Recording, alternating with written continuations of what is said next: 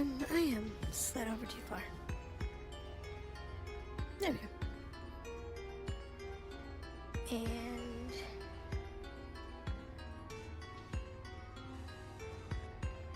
we are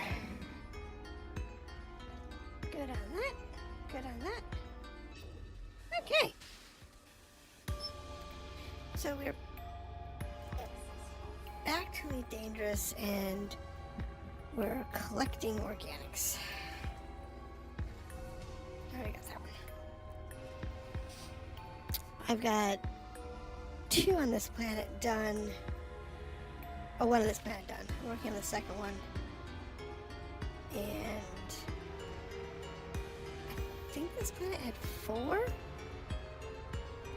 Let me get the grass out of the way. And then we gotta dig through the mountains to try and find the fungoids. I know where 1 is. It's just a matter of finding the other 2 scans that we need. Question is, am I on 1 or 2 on this one? That's the question. Oh, this last one, cool. So that takes care of that. Now,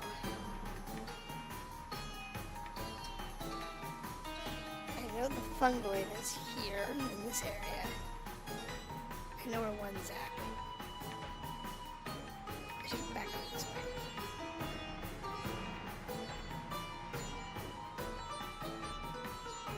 And then we can meet the fungoid.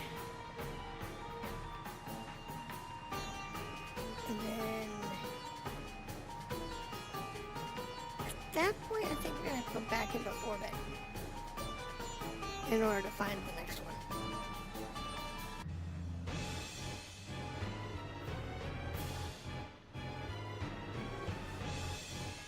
But no, this particular system,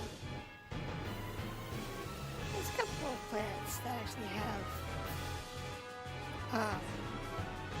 biologics on them, so I think there's one where I was.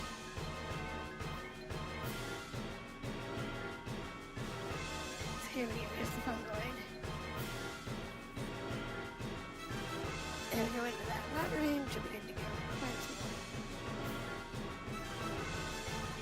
Fungoids are they're not worth a lot. So a lot of people, including myself, tend to ignore them when you can't find them readily. In this case, I happen to know this mountain range does have several, and I am aware of where they are. Now, whether or not they're far enough apart to be considered diverse, I don't know. I'm not thinking they are. I'm thinking this is going to be too close. The next one over might be okay. Yeah, that's too close. The next one in the mountains that I know roughly where it's at might be okay.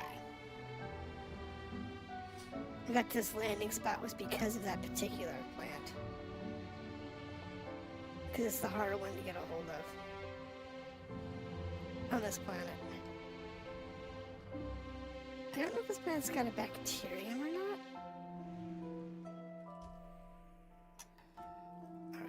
Alright,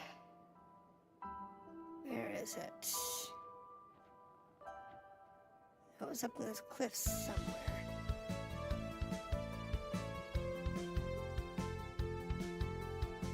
Let's have a look. Let's go find. No. There. This is one of those that's actually easier to see with the night vision on. Because the night vision produces outlines. And the outlines make it really easy to find certain things. In this case, the fungoids of this size and type are easy to find with it. Some of the others, though, so the shapes are really hard. And the fungoids share it with the Corellus and one of the others. And some of them are really hard to see. It's blue? Are you kidding me? That's bad. That's bad that the one I scanned is still blue out here.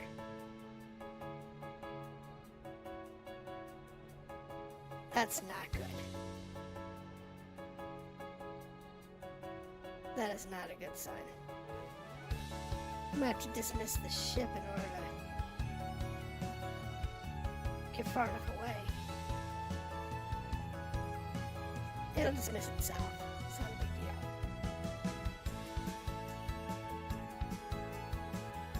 Oh, that was grass. It's also grass.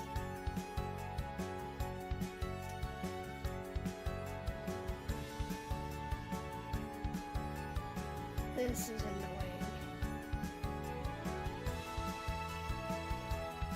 Alright, what was that here? That was a good one. It's either that or it's a rock.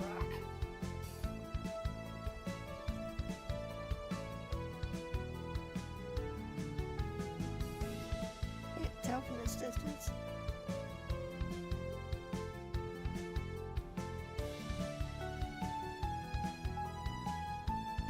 It's a rock.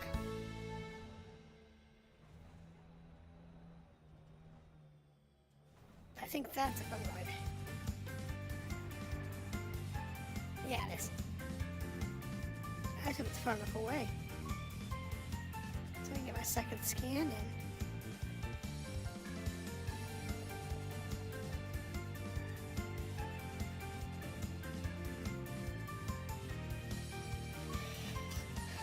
Fungoids are definitely on the more troublesome side. Yay! That's my second scan.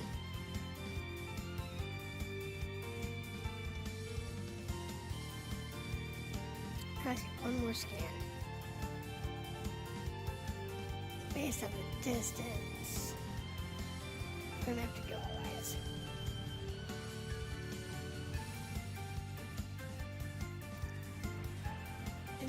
So we can find something that'll be useful. But I know roughly how far I need to travel.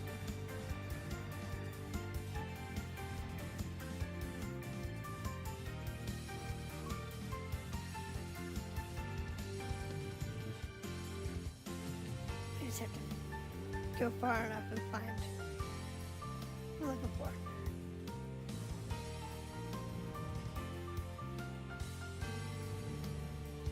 That's grass.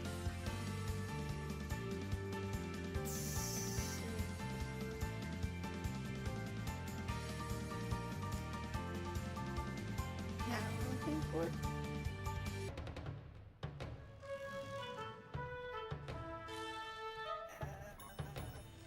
rocks. That's definitely rocks. There's the ship.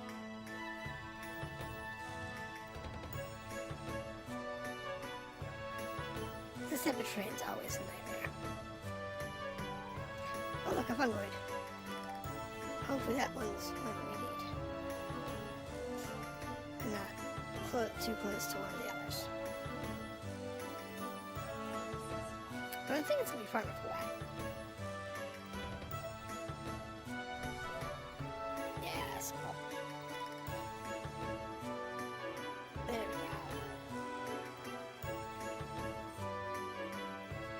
Take care of the fungoid. Oh, I'm sorry, the Osius. I'm sorry, it's Osius, not fungoid.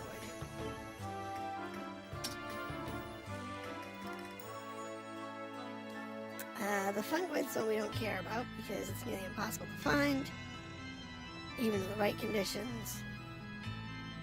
So the question is there like bacteria or something on this planet too? So we're not worried about the fungoid. of all the fungoids I found, I think the expensive ones from what I was reading were like 5 mil maybe on the outside chance. I haven't found any that are above like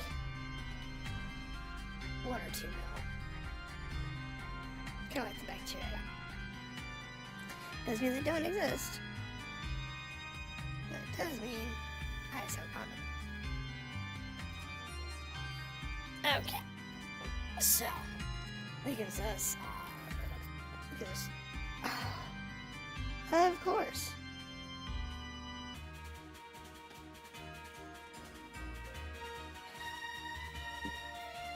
at the wrong key.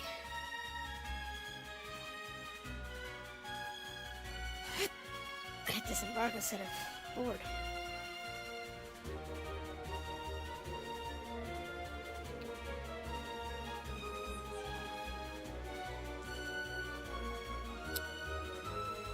There's 5 on this planet.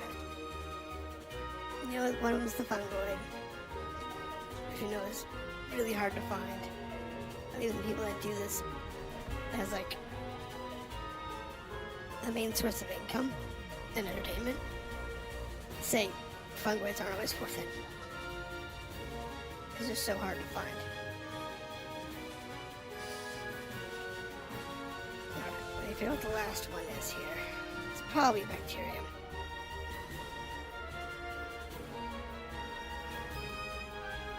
If that's the case, then I can go towards a general place that it'll be able to find that. It's below the derp line. Please. Bacterium. The whole planet. Fungoidea. The fungoidea is the one that we're basically giving up on.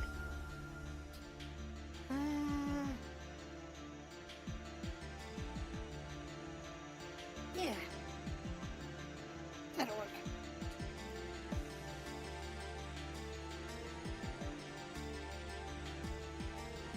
I know roughly where I got it. Basically, it's anywhere that is not. And that plane right. Actually, let's go towards this one right here, the sun side. By that higher. That'll work for us. Maybe actually it's better over here. Better area. Looks flatter. Which makes the bacteria easier to find.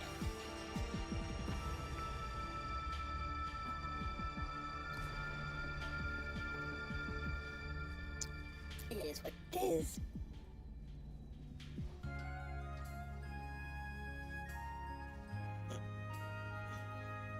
But we'll see.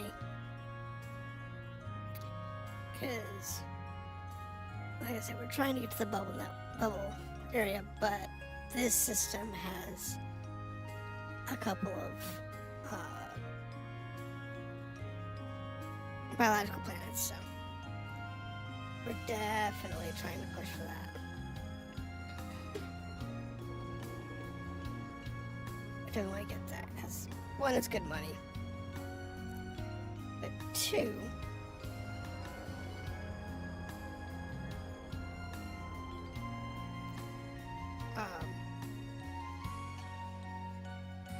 not only is it good money, but it also gives us experience for the xenobiology stuff.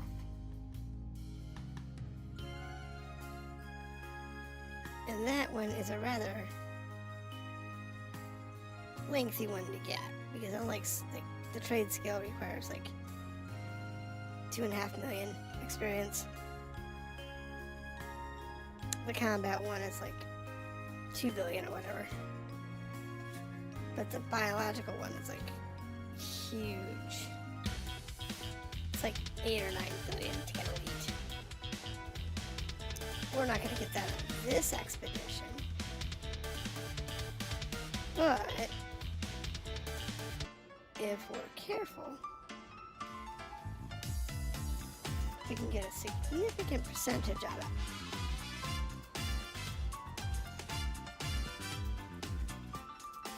Which is what's important.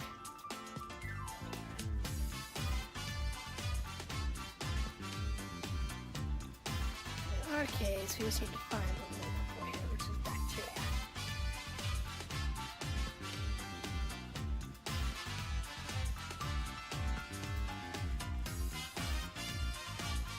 And usually about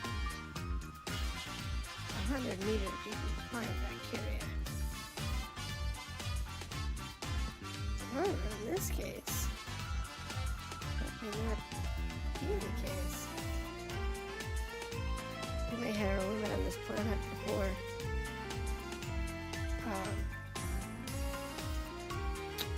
too long.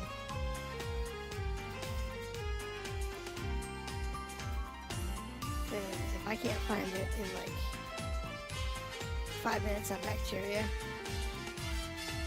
I just go ahead and move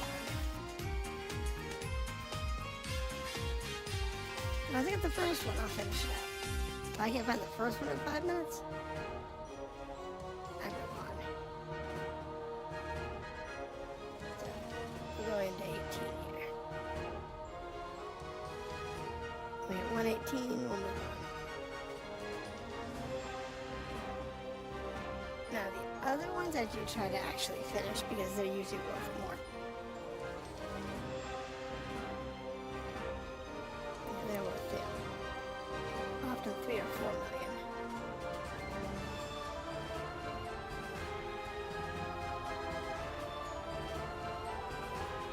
So, yeah, that's something to keep in mind. Keep an eye on. In our case,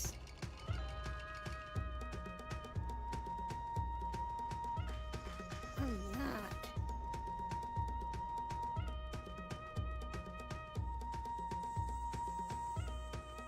I'm not even seeing bacteria.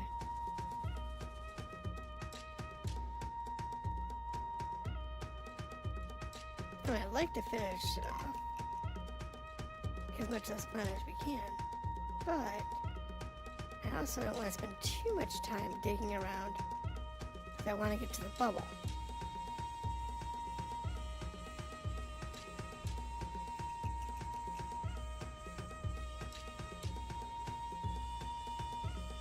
So, I have to kind of set limits on how much time I spend doing any particular system or whatever. Because otherwise it'll take me literally a month to get there from here. And the last thing I want to do is spend a month trying to get to the bubble. I mean, our goal is we want to be about, we go down to the bubble, and then we're going to start heading back towards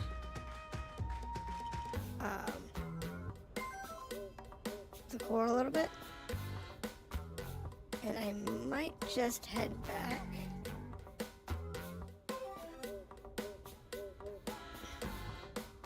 the difference is if I can find network carriers out here. I know it's one of the bubble. I just have to get to it.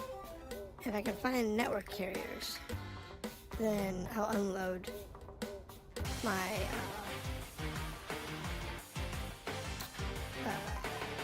my biological scans.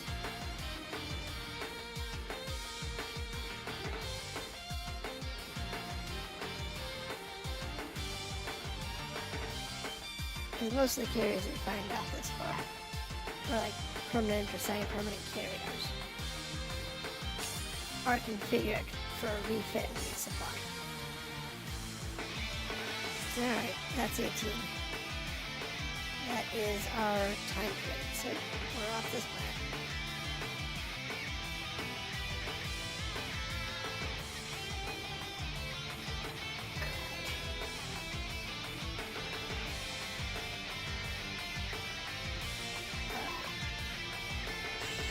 Sure, that was weird.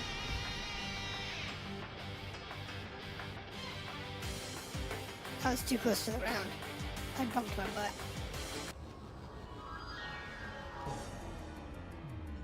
That was me being silly.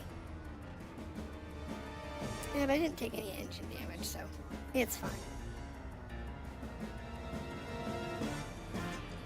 Alright, so the next planet.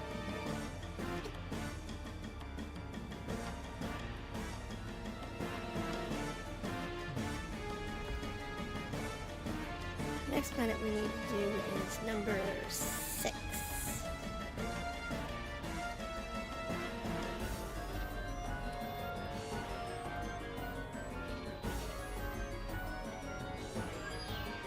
And then we're off to the next system.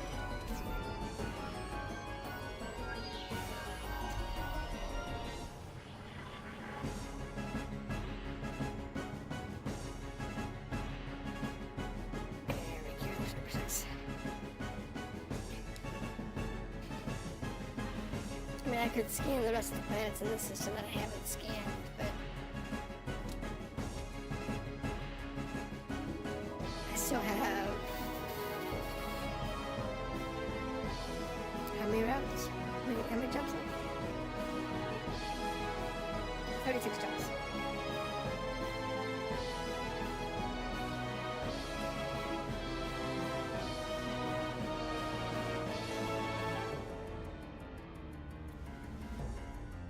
No! Bugger!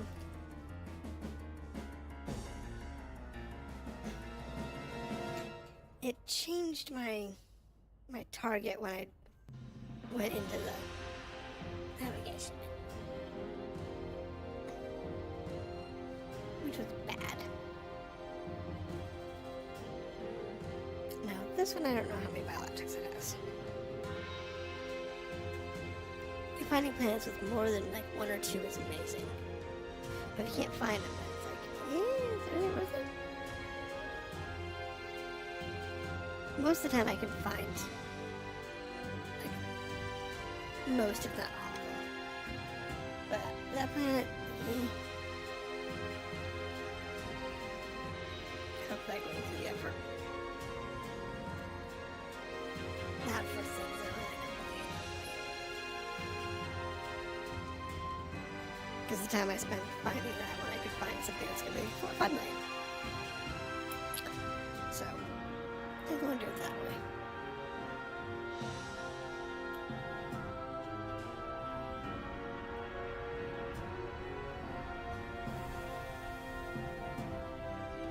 And here we go.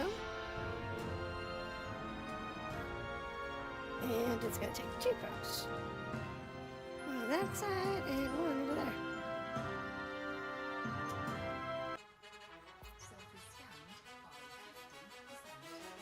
Survey says I screwed up.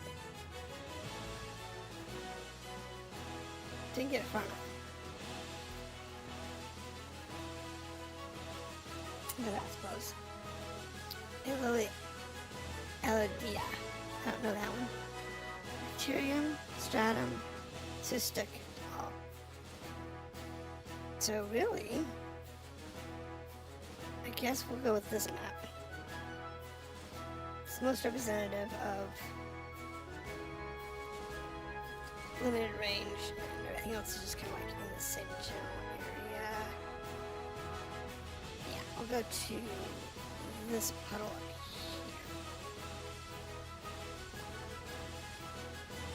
This area good. Let me show you get everybody.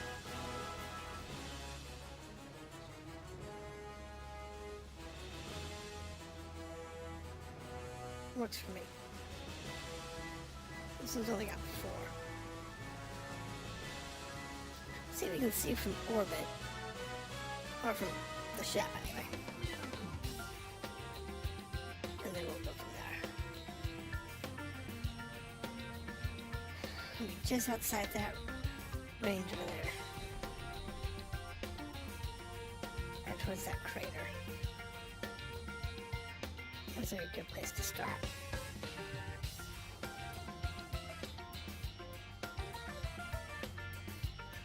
It's a nice flat area with a little bit of rock by it. Which means that we should have everything we want.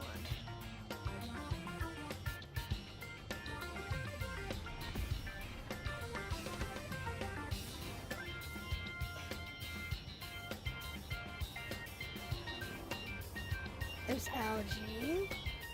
There's stratum. Oh, let's go ahead and dock and land. And that's seeing stratum and algae around this area at least.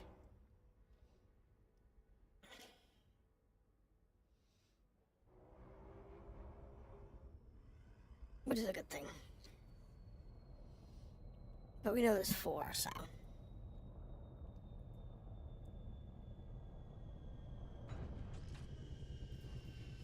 Let's grab our car. And I think we're on top of like a stratum anyway. There's the grass. So, grass. Well, I guess we'll just go over here and grab the stratum. Let's start with that one. This is a really flat planet. Drive assist off. Really flat.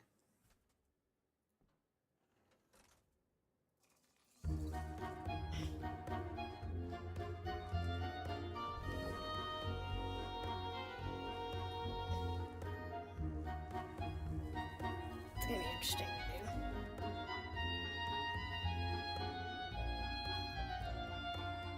Oops. I want to see something in my thing here.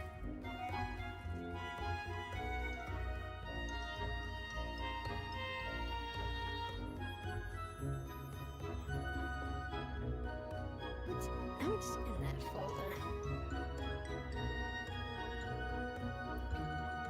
Because it sounds like there's only like a dozen songs in there, but I thought there was more than that.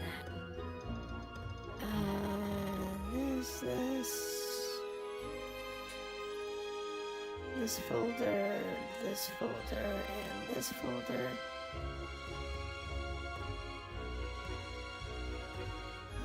There's 125 songs. Hold on. Let me add the files manually.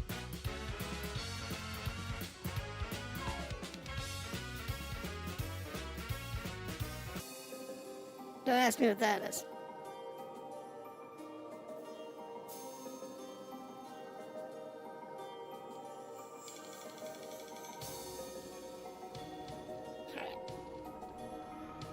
I think it was only playing like a dozen files and then stopping and then having to restart it constantly. So let's do it that way, which gives us over 100 music files. I'll see if that's any better. Okay. Oh, we already have that one.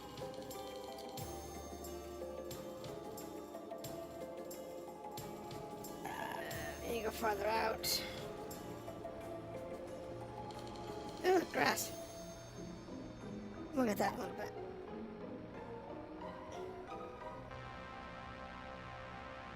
I need to get farther away from that's for original stratum so that we can get the next sample.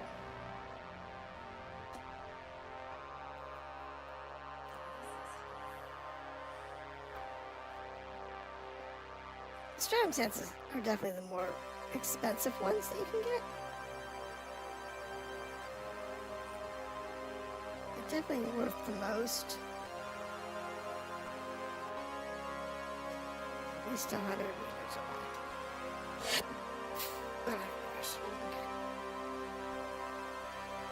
Which means you want to go this way.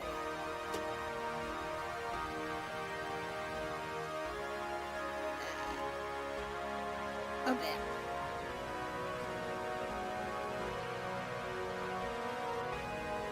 Yeah, I know. I need to get to at least this one.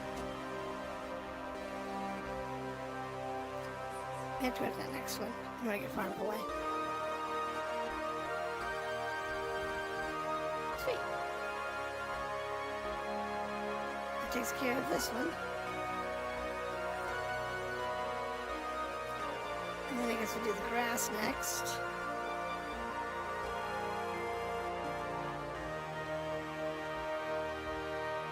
Since it's right here. Now this one is much closer, usually. Oh, it's Albata. It's the one I don't think I've done before. The one's actually new to me. I'm going to assume it's got a 50 to 100 meter minimum range as well. Since most of them do. But with this one being super flat,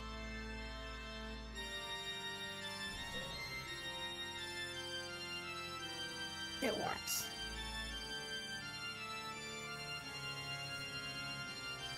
And that purple one is one that I can scan if I had an empty can.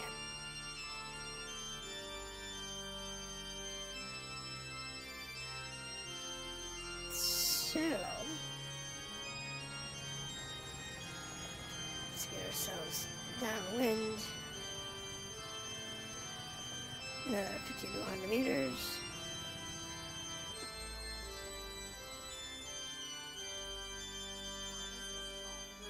And see if we can grab that one, and then we'll find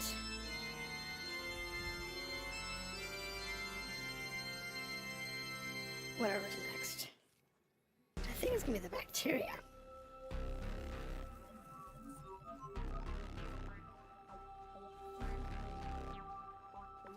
Alright. Flush that data.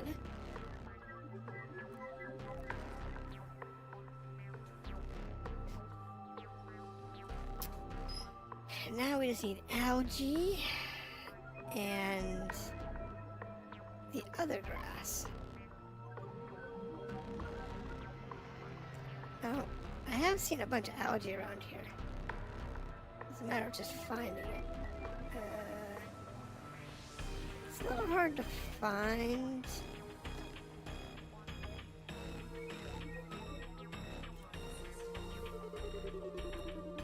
But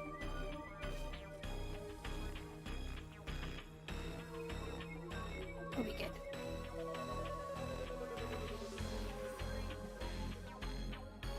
Alright, there's my algae. I see 2 more algae piles.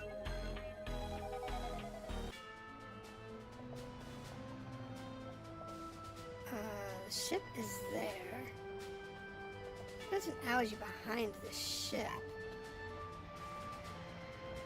I think there's one over here too. On the other side of this one. Yeah, see? No. That's stratum. That's stratum.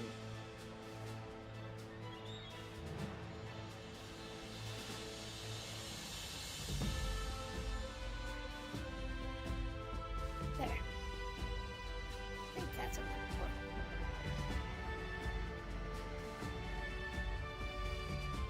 Maybe? Nope.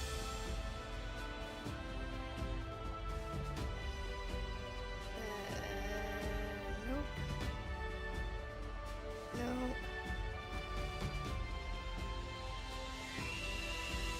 There's an algae by the ship, so we'll grab that.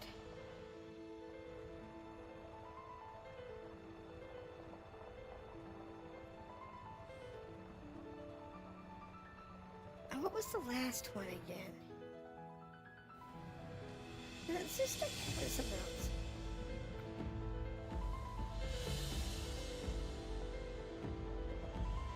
I should write it down.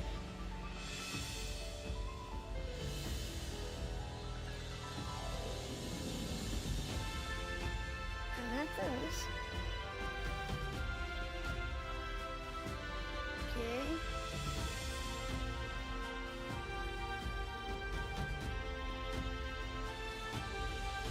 There it is. Off to the right.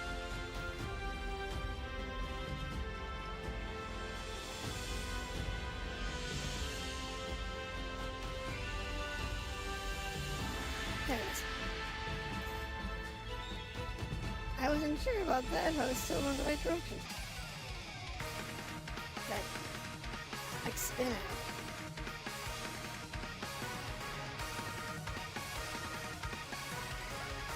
Alright, here's 2.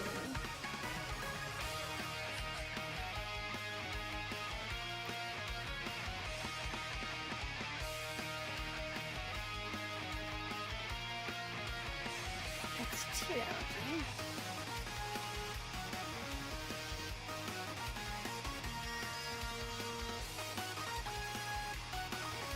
Alright, so one more.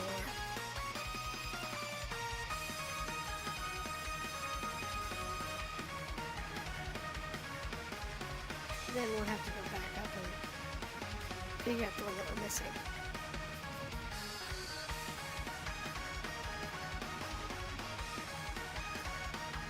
This is fun.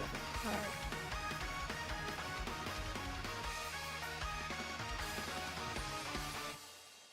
Because that would suck if it wasn't.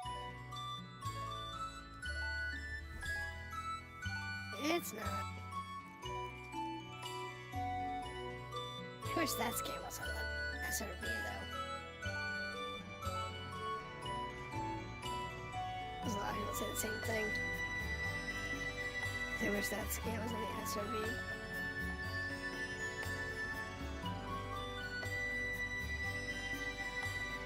That would make our lives so much easier if it was.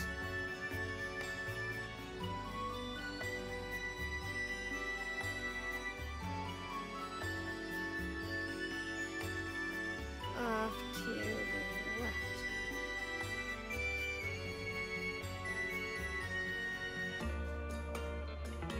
Wait. Nope, wrong one. I think it's the right one. Yeah, here we go. There we go. And now we have the right one.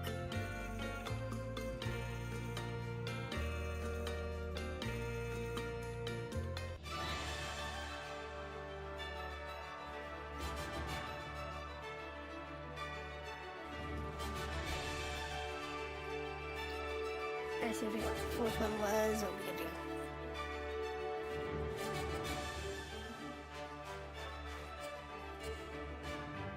Yep, see the data capsule.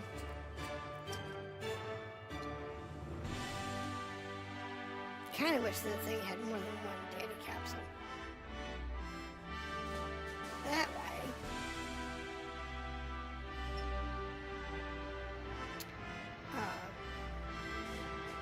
You can take like the hard to find ones, pick it up when you find it, and then pick up the other ones right along the way. You know, or I still looking for the harder ones.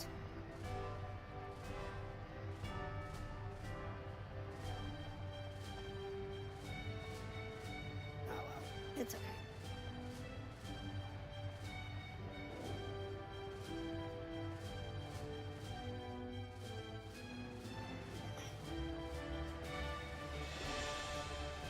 Yep, so I'm not sure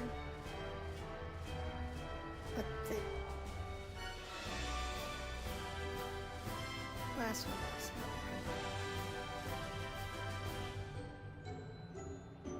It was not a fungoidia. We'll be okay. Fungoidia, we're just moving on. Because those are a pain in the butt to track down, and they're not really worth that much.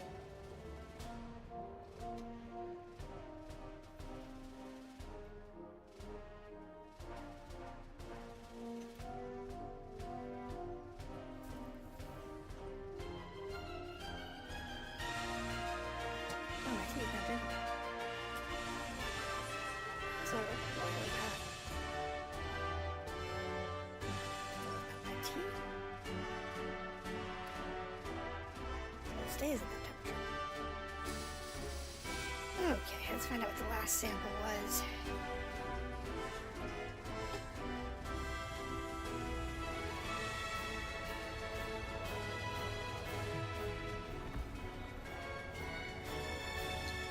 Again.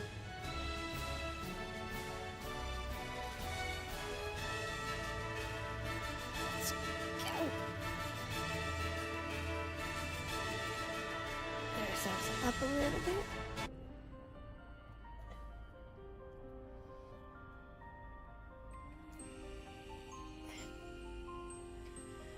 Come on. Come on. I don't want to use the boost or anything because that'll shoot us out of orbit. It's too easy to do. Stratum, Systuck. It is Systuck. Okay. I thought it was Systuck. But Systuck may not be in the same area as the OD.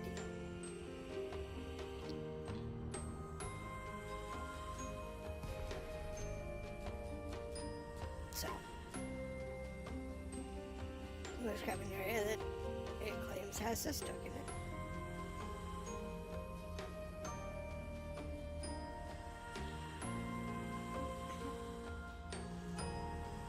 I'm gonna go with this one. This one looks like a big shape. I don't know. It's just what it does. We go with what we got. And right now, what we got is just a little bit of fun.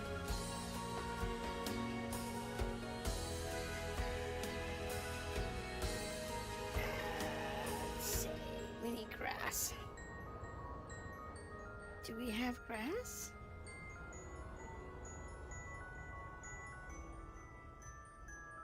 Let's see now.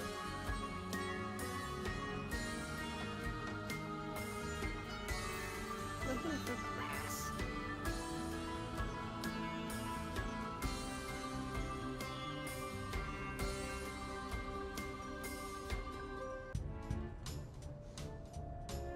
Systuck is a little hard to find sometimes, but it usually comes in like large puddles. Large puddles of grass formations. Today, some of the other ones are just really obvious on this planet. If I can find one such pocket, we'll be fine.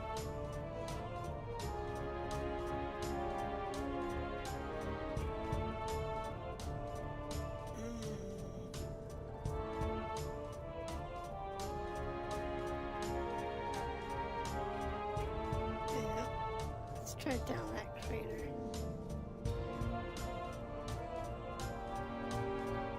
Might be down a little lower.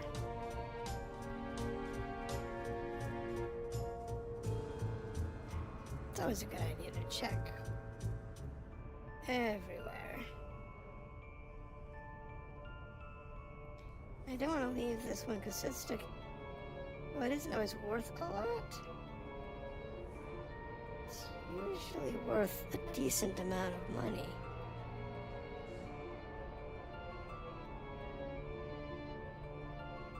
I mean, like anything, it can be worth, you know, $5 million or more. But in this case, I'm just gonna land. I'm gonna land and I'll take the buggy out and see if we can't find it that way.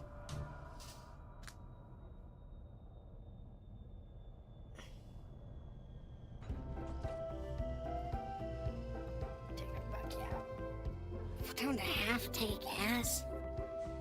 Jeez. This is 200% efficient fuel.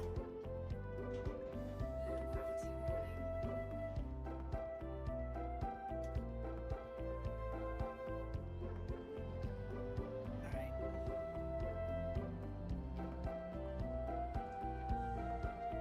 Because sometimes things don't spawn in correctly on the when you're on the ship. That has to do with the ranges and stuff. So it's spawning in behind you, and then it does finally spawn in, it's despawning because it's out of range now. And yada yada yada. But Systuck's usually pretty easy to find.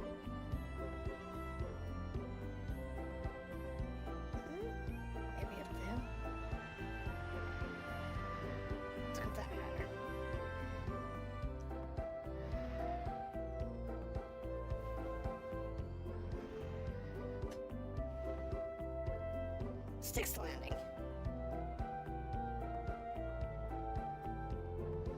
There we go. There we are. Now,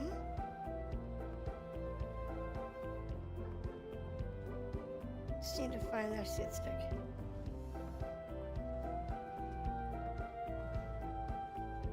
SRVs they're interesting, they're fun, they work.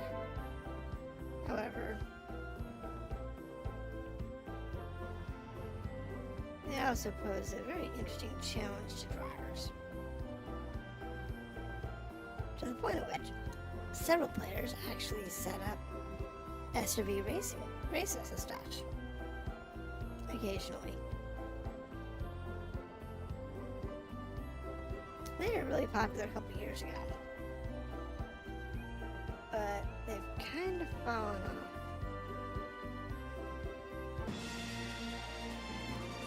I think that's the other one I already have. It is.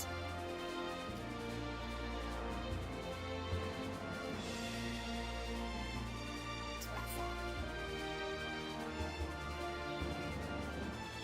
Alright. So let's go this way.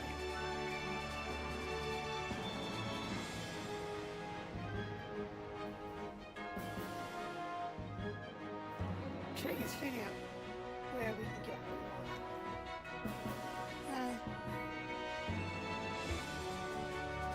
Turn the drivers and stuff. This is flat enough, I can do that. I need that constant stop and go. From the drive assist.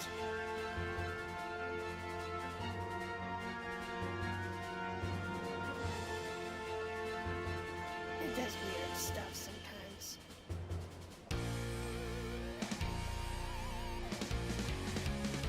Yeah. We'll look for this until about 150. If you can't find it, we'll move on.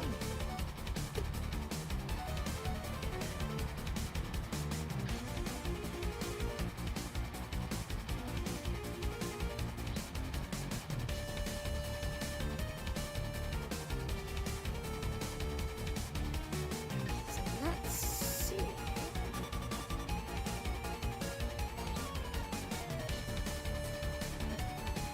First I want basically a straight line. The pocket that this stuff could be in is huge, so just a matter of figuring out where it is in the pocket. But because it's such a large pocket, there's a chance that it's not spawning. It would be a shame if it ends up being way more expensive for enemies. But honestly, keep finding the other lead. Which is such a shame.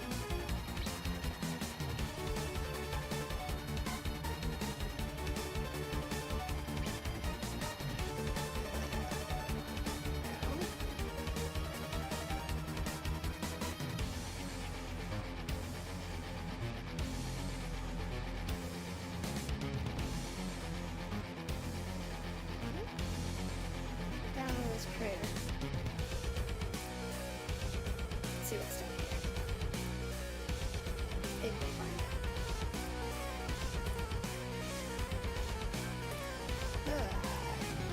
Like I said, we got 2 minutes to find it. We can find it and move on.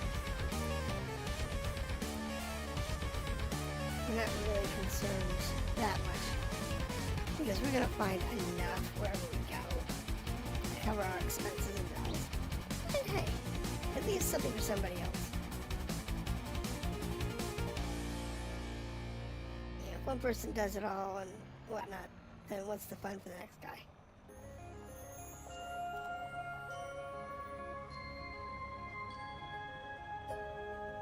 Every once in a while I find systems that somebody scanned and passed on because they were, you know, nothing interesting.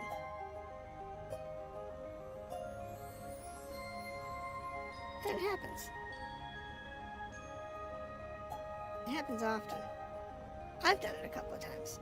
Or it was just too big. Like I found one system that was like 40 some odd objects. If I was to go through, and again, most of them weren't landable. You know, it was like a bunch of landable planets. So I think it was about 20 of them that were. None of them had biologics on them, so which is what my expedition is for. It's to catalog biology. But I'm not finding it. Alright, call it down. Because we're out here for biology scans. More than anything else. Partly because I have 0 rank in biology. I am currently directionless. And I'd like to level that up. I'm also out here to level up my ranger rank. Because I think it's 2 levels of rank of that before I hit elite.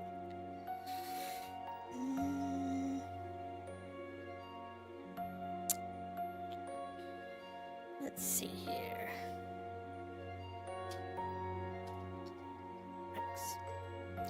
Where's the ranks at? Explorer, here we go. The Explorer, we are a Ranger. So I have 2 ranks left. I have a Pioneer and I have Elite. Now we are just barely a Ranger. So there is quite a bit I still have yet to pick up. Because at Ranger, it's 35 million points, and I need 320 million points in order to get to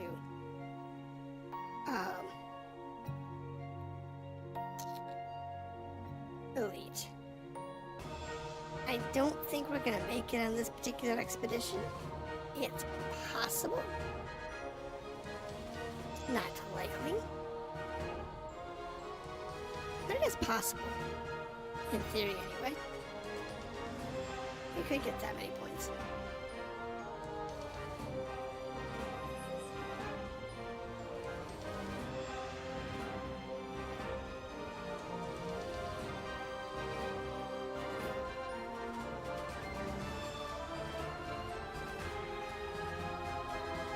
There we go. So yeah, now it's possible that we could find that much, but it's not likely. Now, it's what makes it possible is the extra bonuses for, you know, finding systems and finding metal planets and stuff like that. If we were actually doing full scans on every system, then it'd be a cakewalk. It'd be no big deal. It really would be a cakewalk.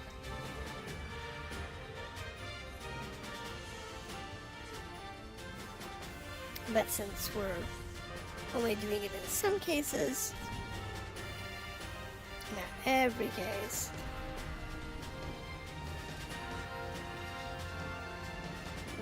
it's going to take us a little longer to get there. But we have a positional goal that we're trying to get to. And once we get to the bubble galaxy, I'm going to go from there and decide what's next. So, that's the trick, is like, what's next after the bubble? I don't know yet. But, it is my understanding that the bubble nebula happens to have a carrier. So, that'll be good. Got 35 jumps left.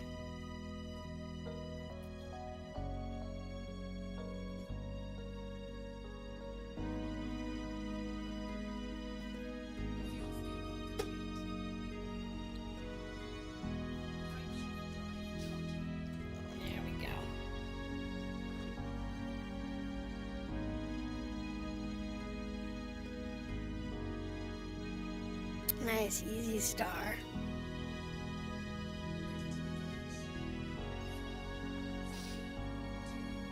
What's next?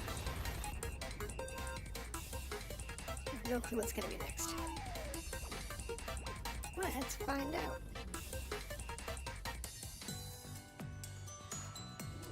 Survey says... Oh, that's probably scoopable. Because it's yellow.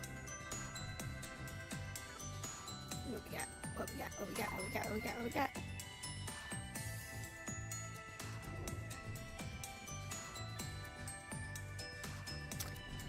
What do we have here? Let's get our scooping done. Ooh, another 3-star system. That's cool, I guess.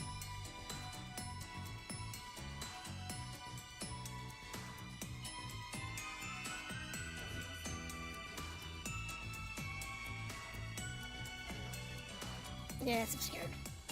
I get it.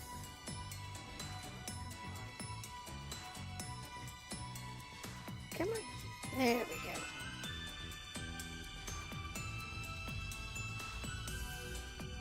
Couple of base stars.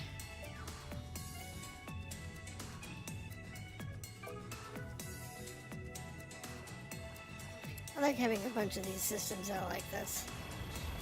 Especially when you have a destination goal in mind. It's better than getting a bunch of like big systems back to back to back to back to back. Because that's always a pain too.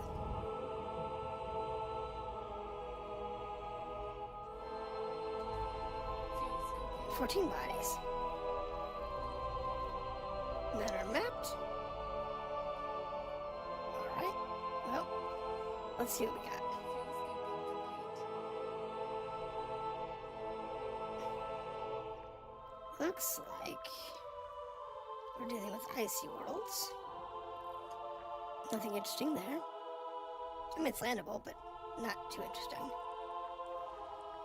An icy body that is not landable.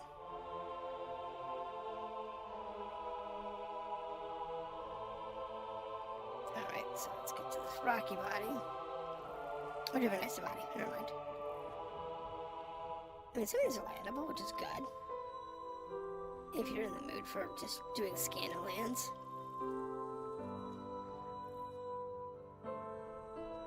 However, we are not doing scan of lands today. Unless they have biologics. And right now, nothing in this system is showing biology. This is the kind of system I leave for the next person that's coming through this area.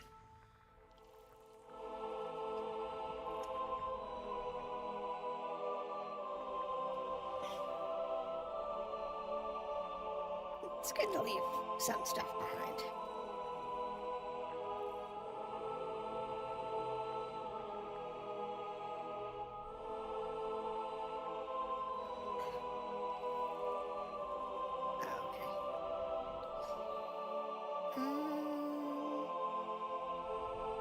Oh, there it is. There's one. There's one more. Where is it? Where's the last one? Oh, there it is.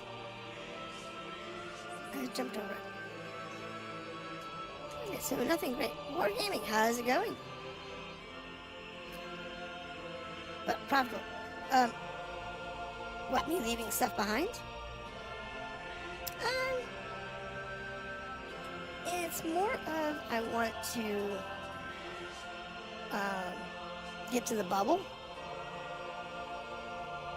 So, I know, leaving stuff behind.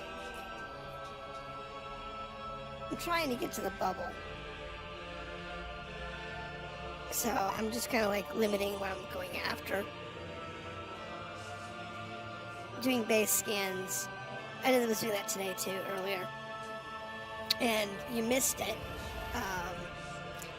The system that we just finished up a couple jumps ago had several planets that had biologics on it. And some of them had like 4 or 5 biologics. So there's some good stuff there. But today, looks like we're getting a lot of suns. This F sucks. Okay, there we go. Jeez. So how are you doing tonight? You having a good evening?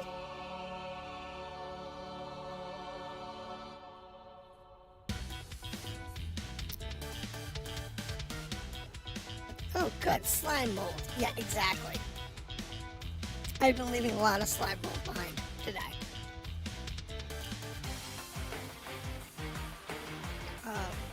And the last system actually I played had, like I said, they had several planets that had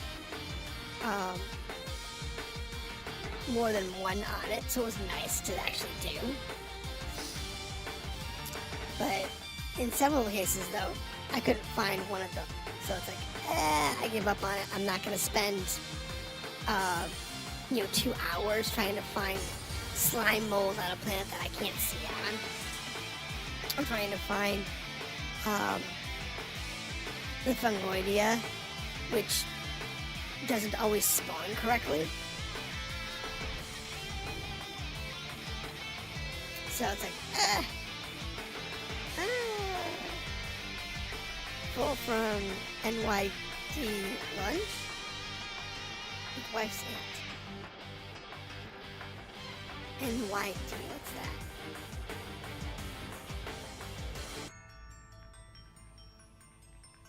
Or New Year's dinner.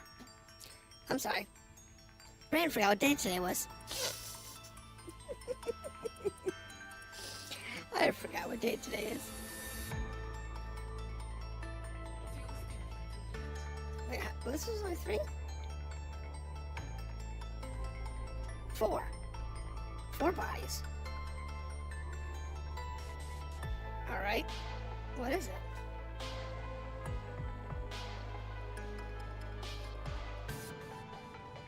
Where is it? Come here, you little planet, you.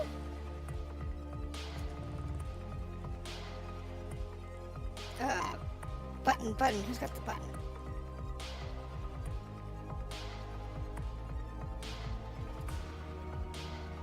Da. We want to do.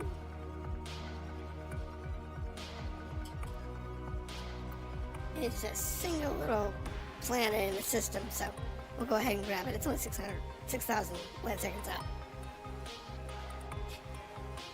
And it's a heavy metal planet, so it'll be worth some money, I think. And those are usually worth some money. But they'll actually give me a full complete scan of the system.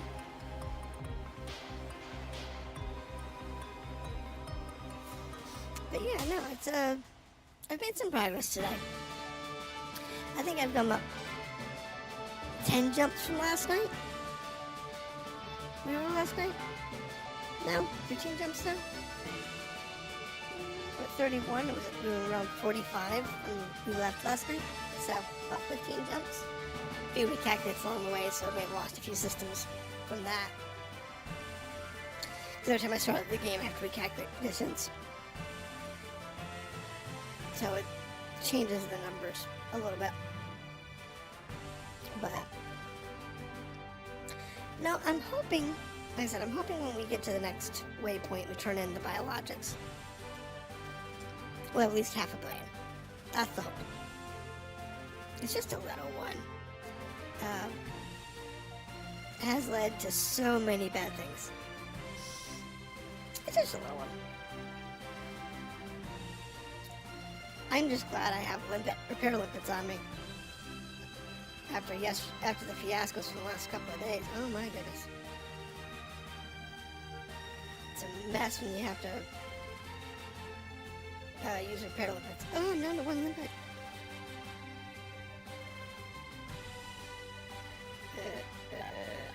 Where is it? Limpets.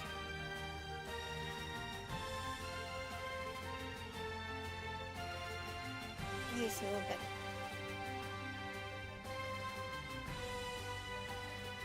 I don't like having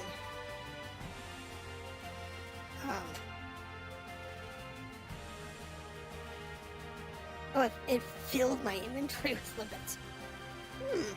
That's not good. Give me 4 limpets. Okay. It's still better than them.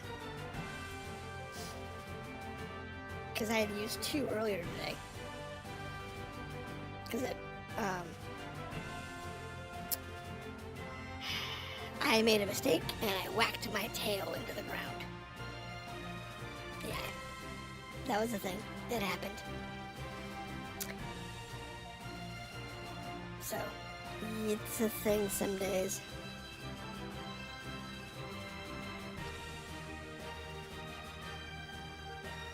So we have 35 jumps. Well, 31 jumps for that. And we keep getting systems like this. We'll be able to get there pretty quick.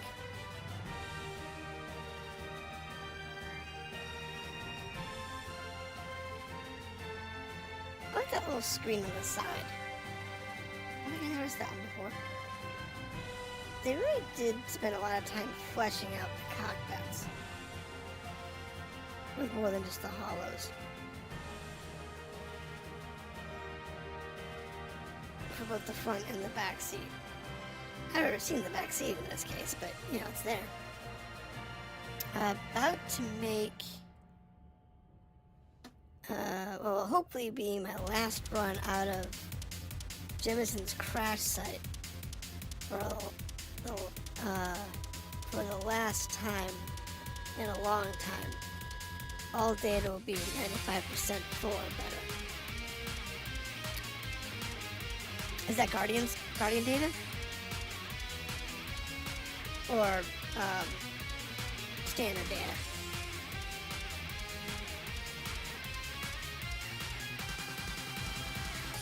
I know there's places you can use for both.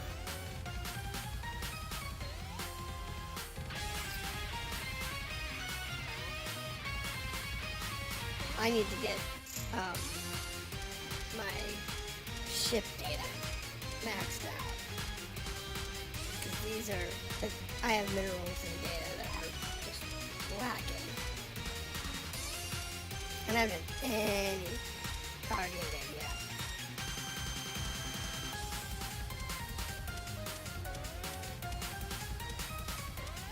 Or just standard data? Yeah. That's the one I need to get more of. So I can do my engineering. Lord knows I need to do more engineering.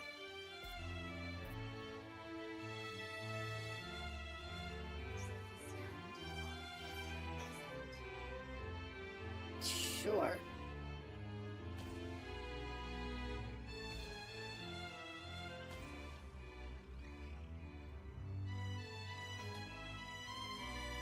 Let's see if we can do with those trajectories.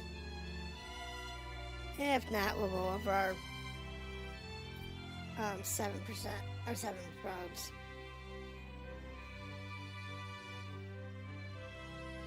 Yay.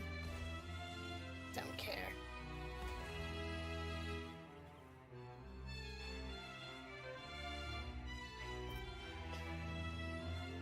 Sometimes I just cannot get the angles right and they have too much overlap.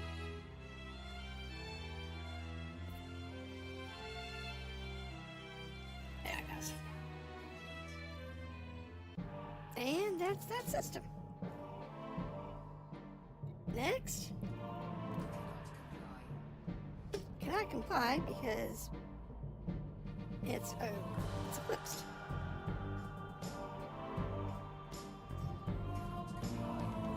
Yeah, it's obscured.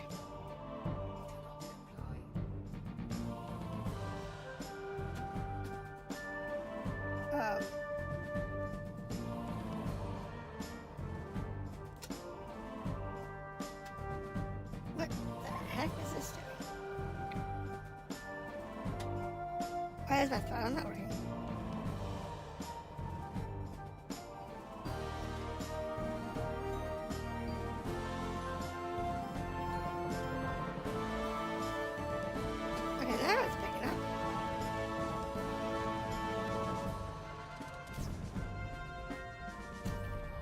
I think you're too close to the planet. It was just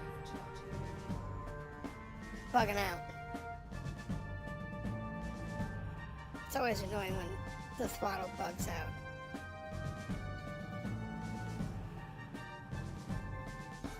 There we go. Yeah, I need to do the ship data thing. I know there's some guides for like specific systems that are really good for it, or POIs that are really good for it. Just like the Guardian data, there's certain systems that are known to be really good for it. And there's great systems like this one, which will make you blind. And we can say, thank you for making us blind. Fuel scooping.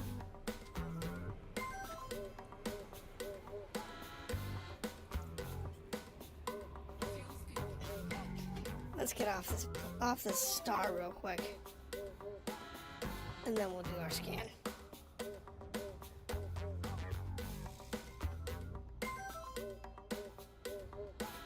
Okay, that makes me a little happier. Alright. Now let's see here. We have 9 bodies. There's our orbital line. It's usually the best place to start. And you are?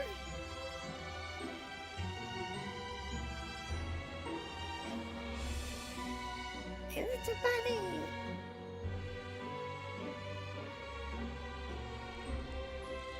Here's the next one. Oh, this is a twin. So it's twins. So we have a little ice rock world. That's a lot unusual. Normally it's either ice or rock. It's not usually both. See? Rocky ice planets. That's kind of unusual.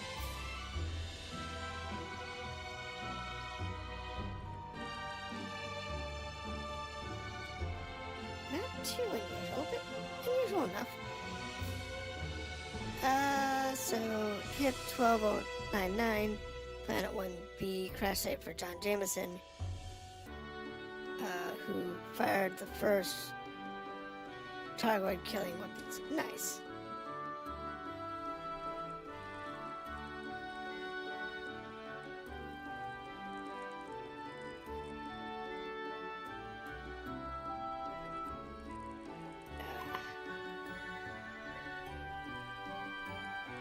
There we go. Does that system still have a Thargoid in it? Or has it been removed?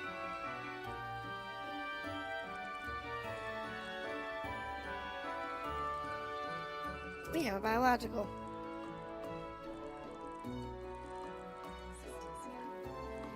We have two biologicals in the system. On planet 2 and planet 3. Well, I guess, since nothing's too far away.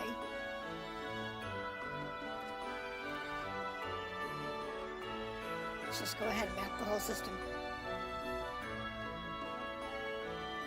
There's not really that much here. John Jameson. So the question there is that an NPC lore piece, or is that an actual player piece?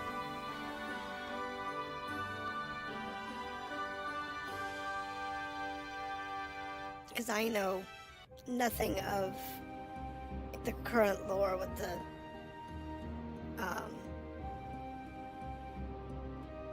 Thargoids.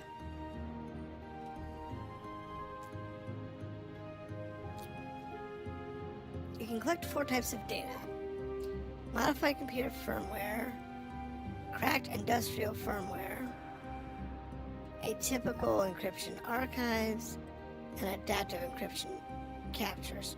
Oh, okay. That's cool.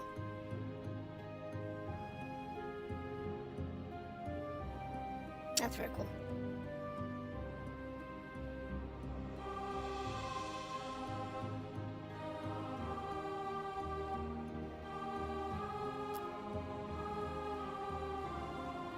Yeah, no, there's always room for more exploration in this game. I love it. NPC player, not current lore. That's salvation. this was from the original games. Oh! So that's from, like, what, Elite 2? Wasn't Elite 2 where the Thargoids showed up the first time?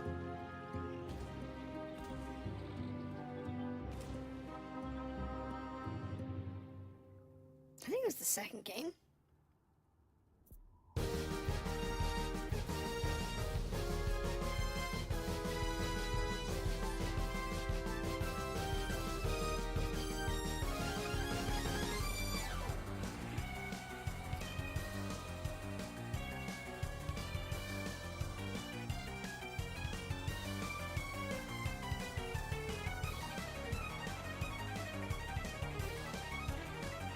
Really?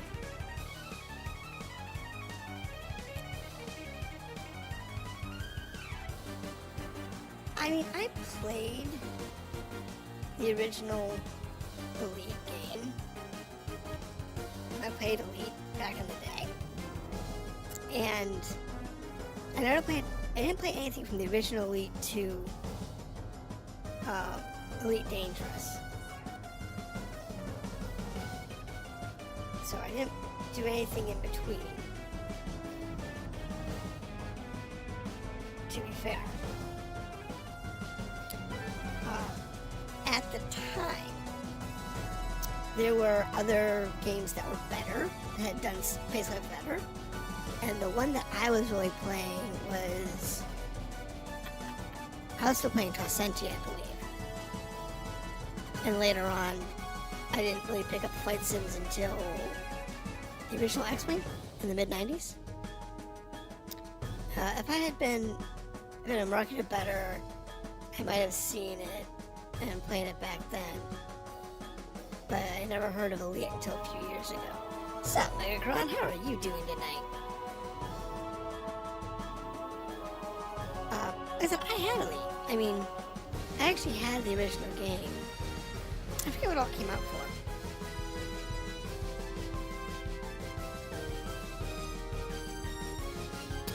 It came out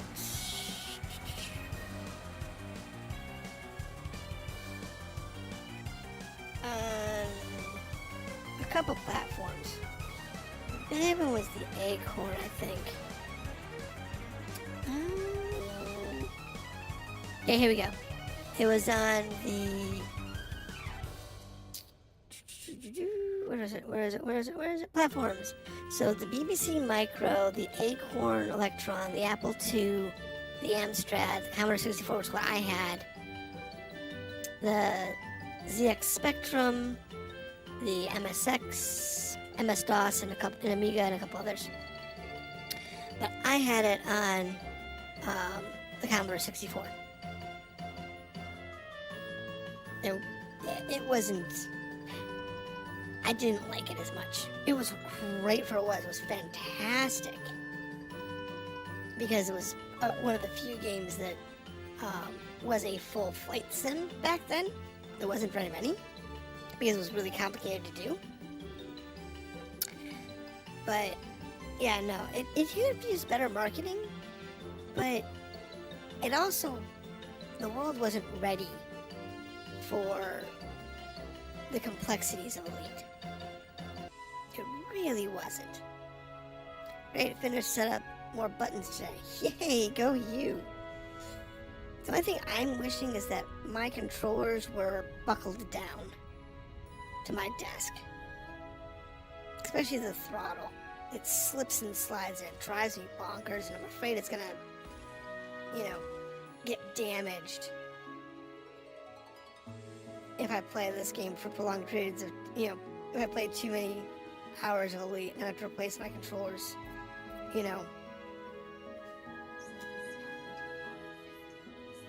sometime next year. Because one of them is going to break on me and I'm having to buy a new controller setup. I don't know if I'll go for something like what you have, which is really expensive. And it's bacterium. I am not interested in bacterium. As much as I'd love to, I'm not interested in bacterium. I will do landfall.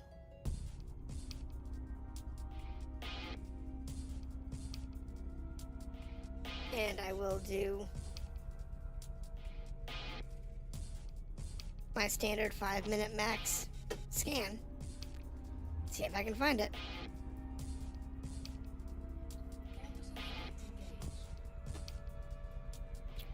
But I'm gonna do the landfall anyway.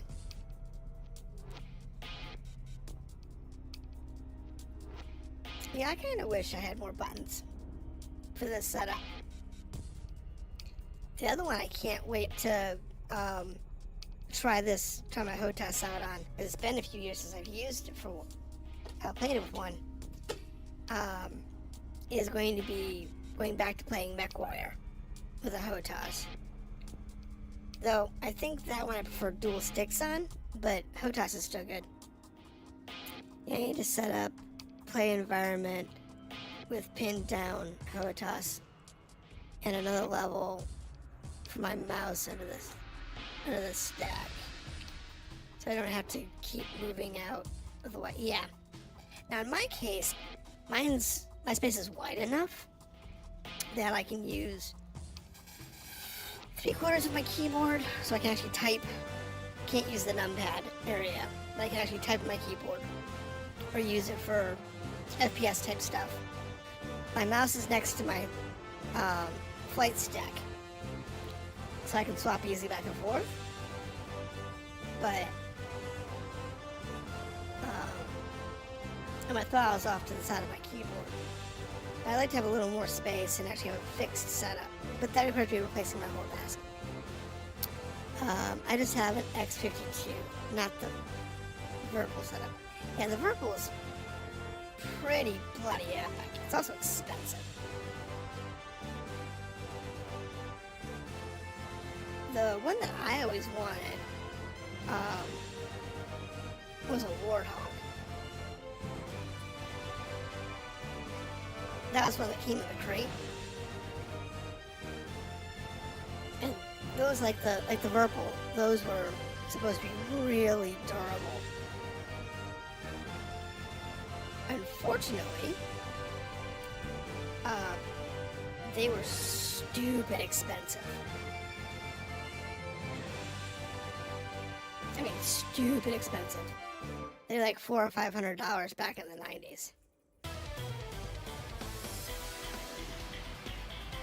Or early 2000s when they came out. Alright.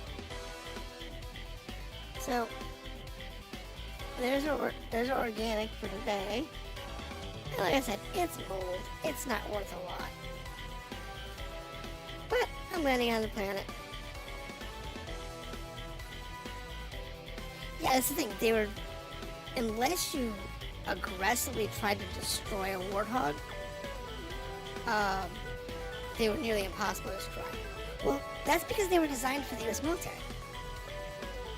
The Warthog controllers were designed for the US military because they were trying to set up flight simulators for the first time. Never had them before. And they needed to buy like 1,000 setups. And the developer of the flight stack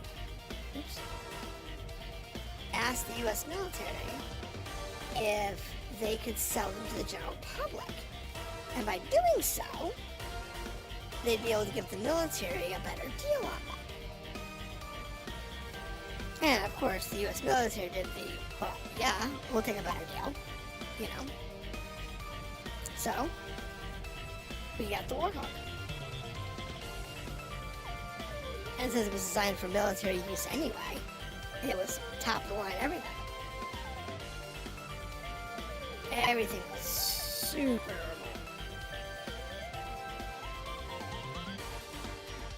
It's kind of like the Virpil setup, you know, where it's all commercial grade, designed not to break stuff. It's amazing.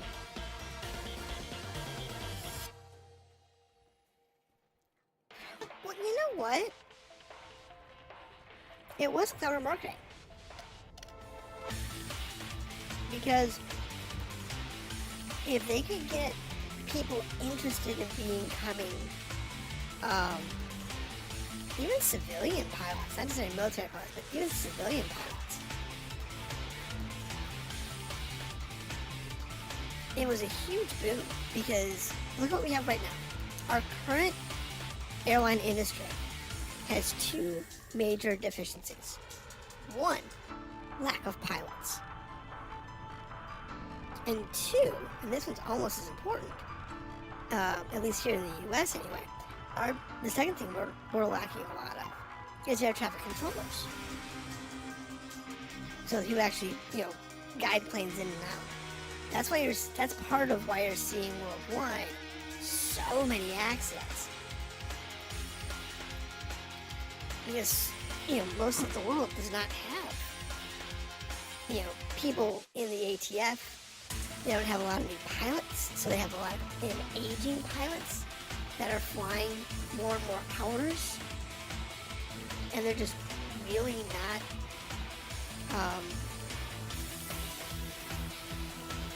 capable of doing those types of hours anymore. Because the average pilot, you figure, is flying 12 to 14 hours a day. And then they get they do that for 2 or 3 days, and they get a day or two off. Or at least they're supposed to anyway. But considering the shortage, there's a lot of cases where they don't get days off for,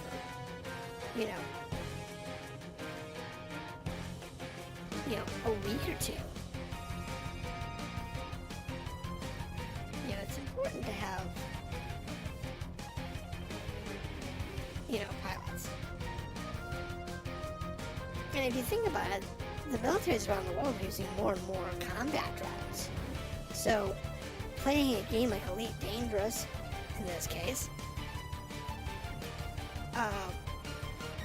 is more like flying what they're doing when they're flying drones versus flying aircraft. So, in reality,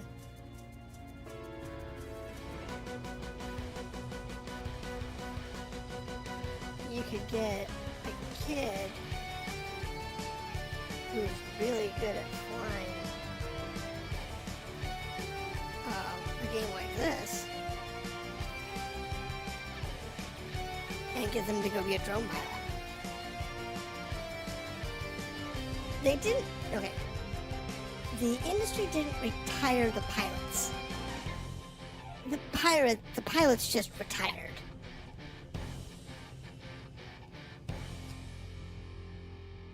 When the airline industry had to shut down most of their flights during COVID, and it's not just the airline industry.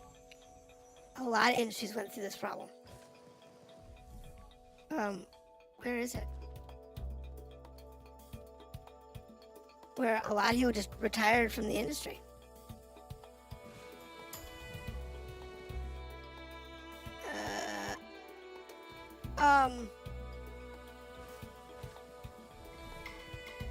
Ender's Game is a different beast altogether.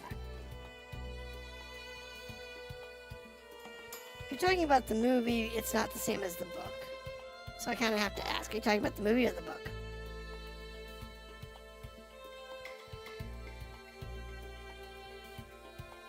Because the movie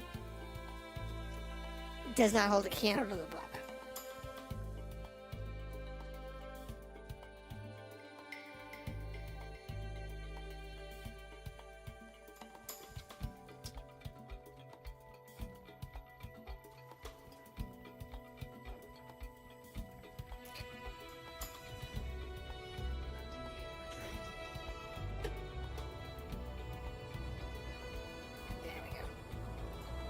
But no, it's definitely a thing. I mean, training kids to do military activity, people think that's a new concept, and it really isn't. And it's teaching kids to fight war. Honestly, it's not new. The only reason that people, not modern people, think that that's wrong is because we live in a time of peace. if you go back to before World War I and World War II, anywhere in the world, including in the United States, your parents would have trained you, if you were a guy, your parents would have trained you to shoot a gun, or going back farther, to use a sword, a spear, or something similar. Whatever your dad's weapon was, you'd be taught how to use it. And you would be expected, the next time your lord decided, hey, I don't like somebody, you'd be expected to go fight in that war and know how to hold your own in a fight. This was normal. It became not normal after World War II. After World War II, the majority of the world toned down its military might, and we stopped training kids to be militants, at least in the modern world. So we don't have a lot of that. It's also why our military in the United States and police officers and so on don't have the respect they should have. Because, frankly, their kids aren't being taught that this is normal, this is respectful, you should do this, and so on. Last part, fighting the war they don't know they are fighting. Training is one thing. The second half of Ender's Game is... that's where the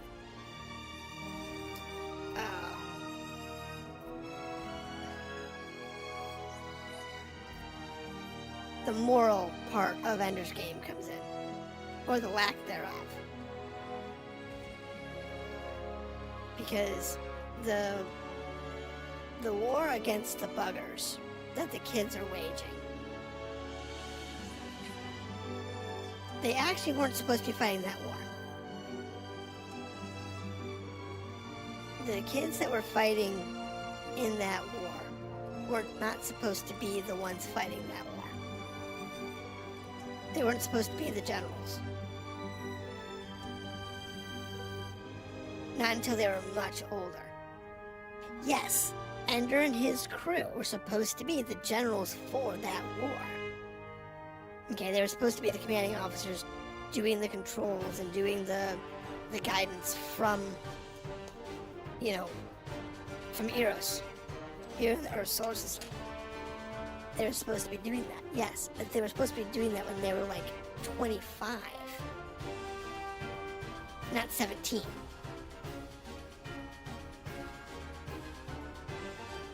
They weren't supposed to be doing that as teenagers. They were the commanders for the war, though.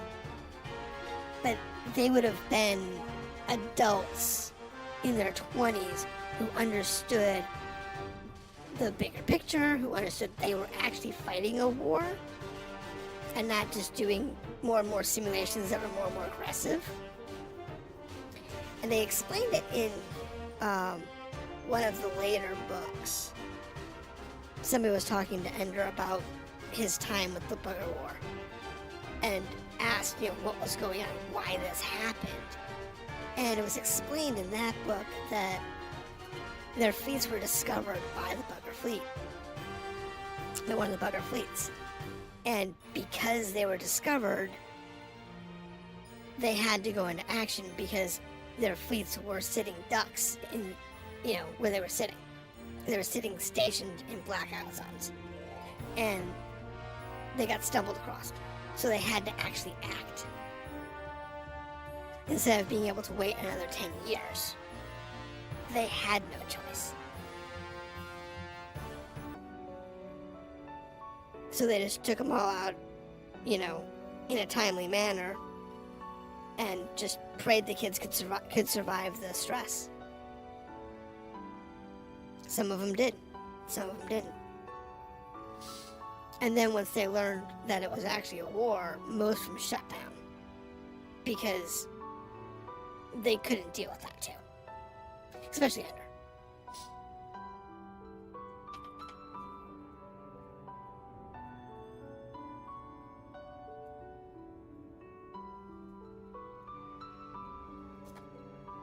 then cards started getting really. Then he tried to follow it up with additional books, and those were just kind of. Some of them were good, some of them were really bad.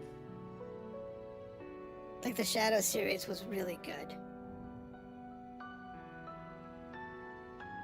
But the Ender series, some of them were mixed. Some of them were okay, and some of them weren't.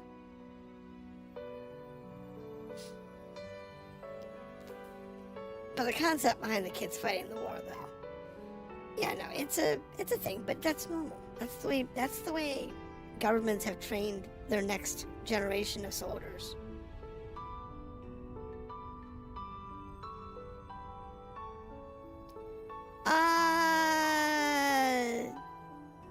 Not really.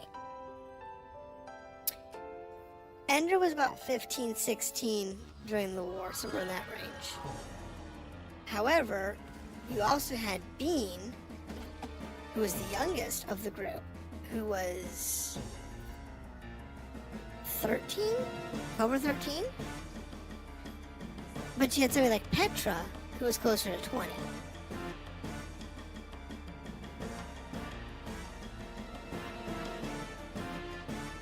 So they did range everywhere from about 13 to 20.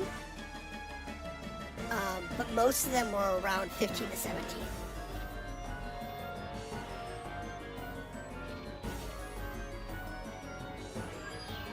Which is still way too young to have to deal with, have the whole world on your shoulders. Last Starfighter, at least he was, old enough to be in college. No, he didn't understand what he was doing, but at least he knew he was old enough to be in college. Okay, well. Again, more bacterium. I am not landing on the dark side of this planet.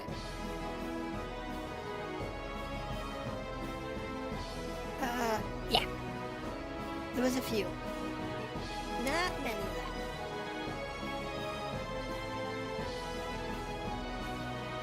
In fact, if you actually look at the roster for Dragon Army,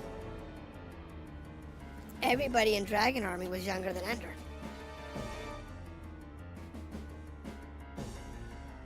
They were all his age or younger. And all the commanders for the final war were either his personal friends or they were the commanders from Dragon Army.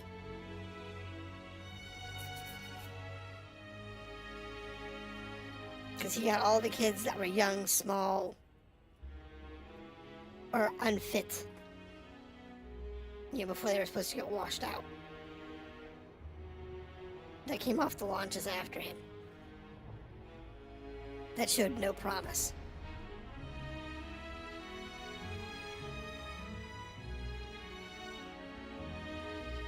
But the only one they actually talk about is Bean.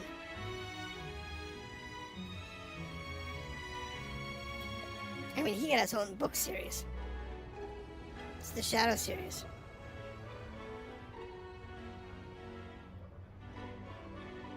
If you look up card, you look up Ender's Shadow, and follow that series too. That's all about Bean.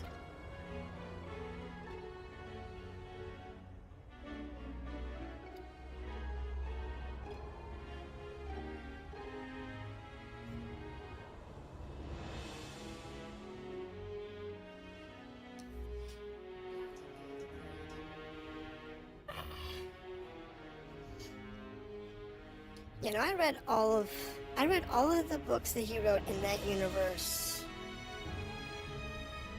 up through the Ender Saga, through Hedgeman, which was a rough book.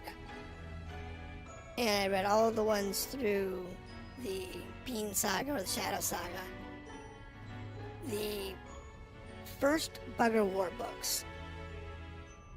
I read the first one, and I just put it down. After I read the first one, I'm like, I'm not reading these. They just rubbed, his writing style and the way he was going with the story just kind of rubbed me the wrong way. It didn't like it. A lot of people didn't. Ender's Game. When Ender's Game ends inside the World War, the next book is Speaker for the Dead. And at that point, Ender's like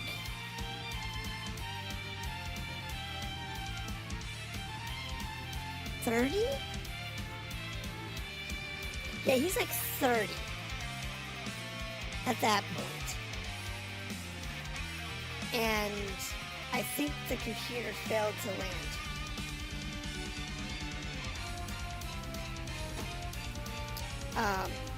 So he's like 30.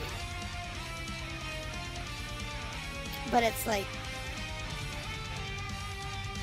3,000 or 4,000 years in the future. Because he spent basically his whole life on jump ships.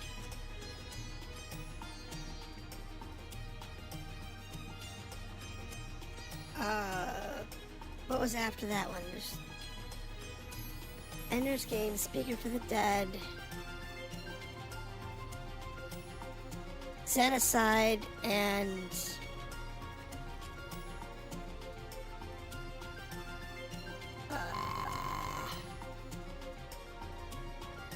Hegemony, I think was the last one. Yeah, I think it was Hegemony.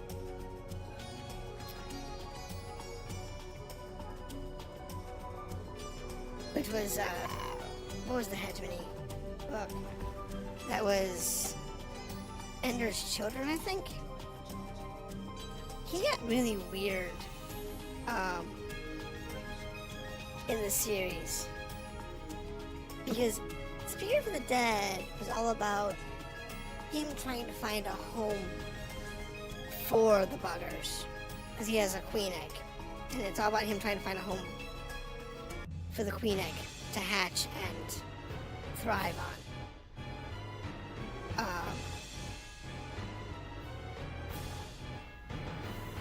And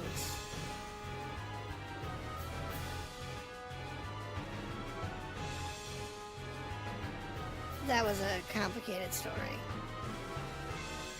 that resulted in 2 clones being created for him. And Xenocide was the second half of that story. So it's Speaker the Xenocide are 2 halves of a story. And then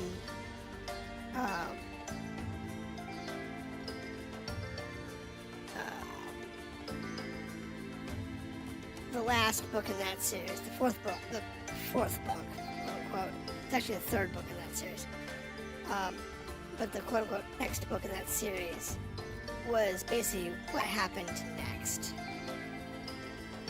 Ender basically became retired with his wife and was done with living, just chilled out on the planet. And his 2 clones went into the world, and you follow their story, and that book just kind of fell flat in its face for a couple of reasons. One, it wasn't about him anymore, it was about his children. But the second part of that was every single book in the series, Card uses a completely different motif and culture. And it's jarring. Ender's Game is a fascist neo-military culture based on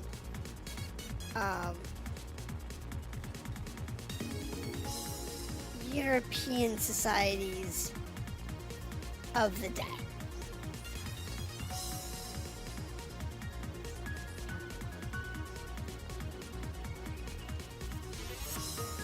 Speaker for the Dead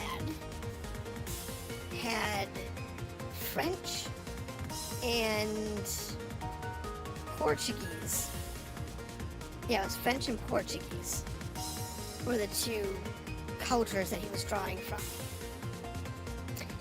Xenocide was a continuation of that, including the imperialistic military approach from, say, the United States during World War II, or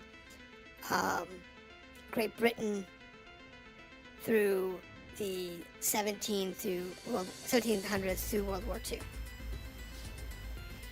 type mentalities. We're competing in there. When you get to the last book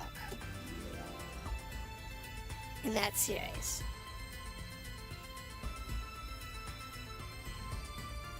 where his children go out into the world, that one is Chinese. Out of the blue, he decides, I'm going to go with Chinese as a culture that I'm going to do for this book. And he does it well, but it's jarring because every book is a different culture or set of cultures. And it's, for the reader, those inconsistencies make it really hard to stay engaged. And then when he picked up the series again with the Shadow series, those books went through a couple of different cultures. So those were terrestrial. Those are here on Earth.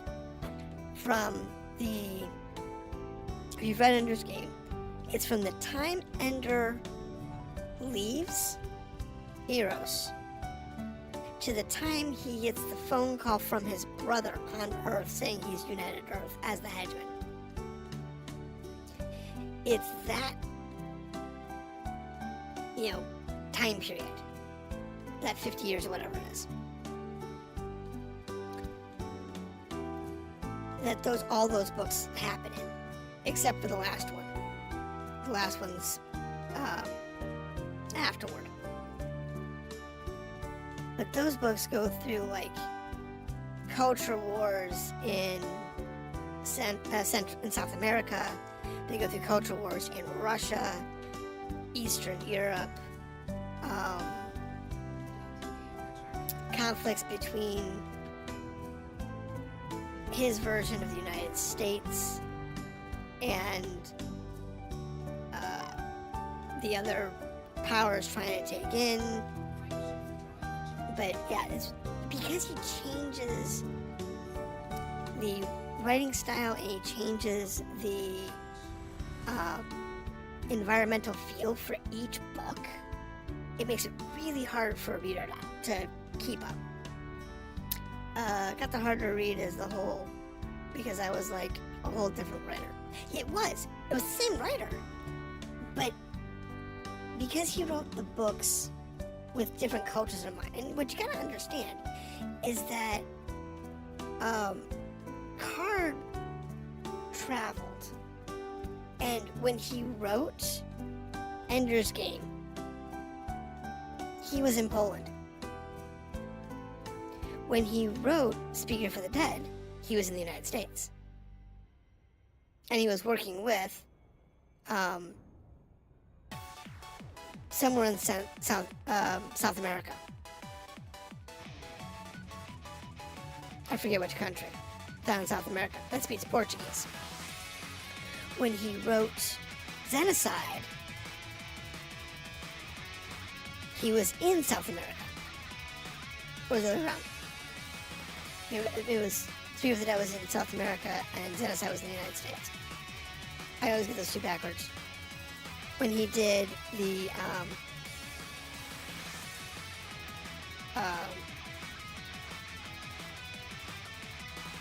last book in that series, he was working in China. When he did the Shadow series, Ender's Shadow didn't matter because he was writing it as a companion book to Ender's Game. So he wrote it in the same style. But when he wrote the next book, he was in Eastern Europe again. And then he wrote the next book in that series, he was back in South America. And when he wrote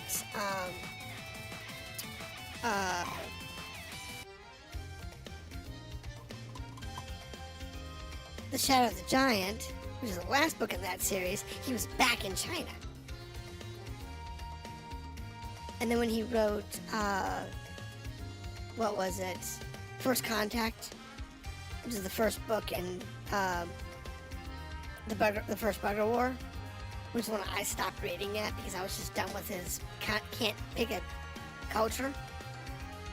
That one was Venezuela.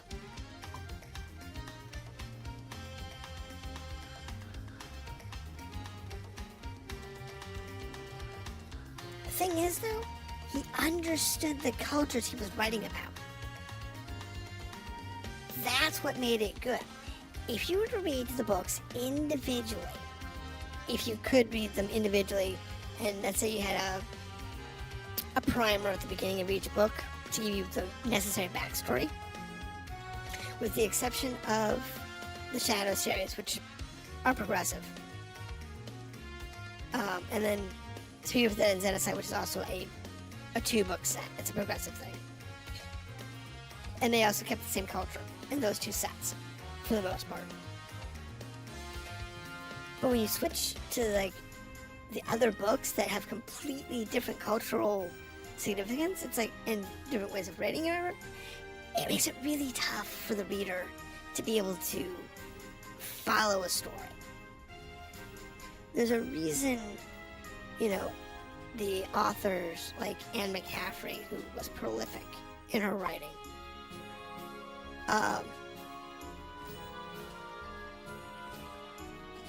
did a fantastic job of keeping her people interested. Her audience was always interested in what she was writing because they could always follow the story. It didn't change in every book. And it's important that the story doesn't change constantly.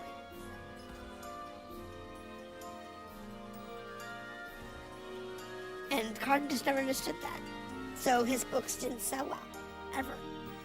Ender's Game did, but the rest of the books never sold well. And that's why they didn't sell well, because he couldn't stick to a theme or a culture.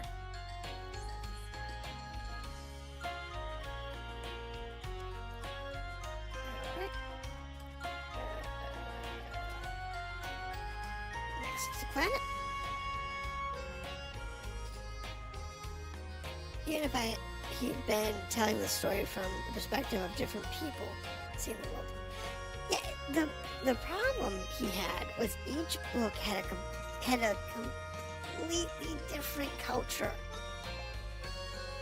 Some of them were okay when they meshed together, but others were like, when he switched to the Chinese culture for the last book in the Ender series, he basically ruined his career as a writer.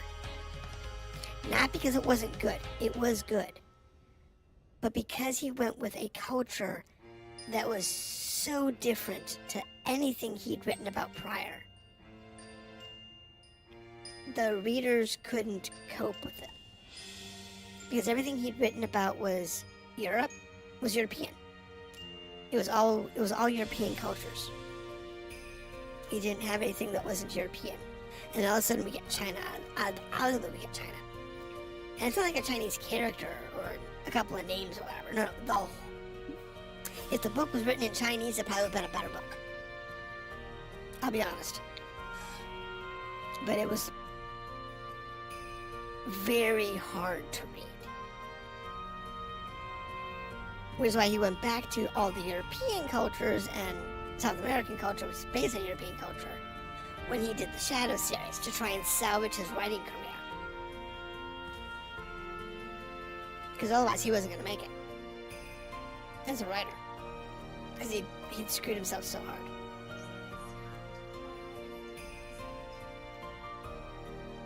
You're kidding me.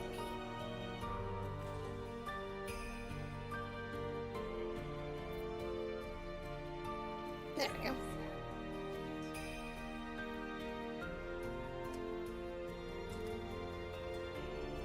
Yeah, no, like I said, Ender's Game is one of my favorite books. Do not get me wrong. It's his later works that I have problems with.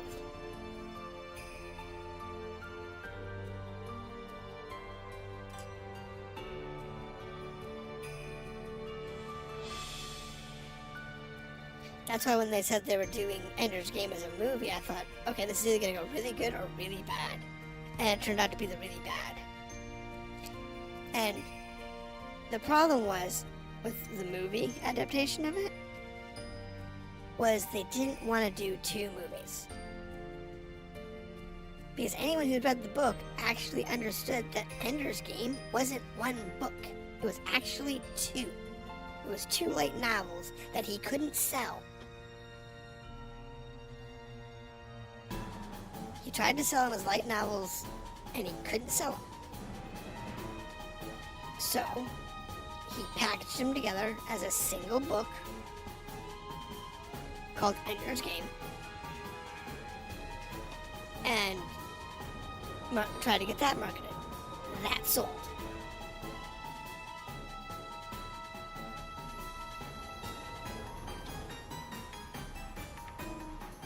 But when they did the movie, they tried to slam it together as 1 movie instead of 2. And because they tried to put it in 1 movie, it just failed.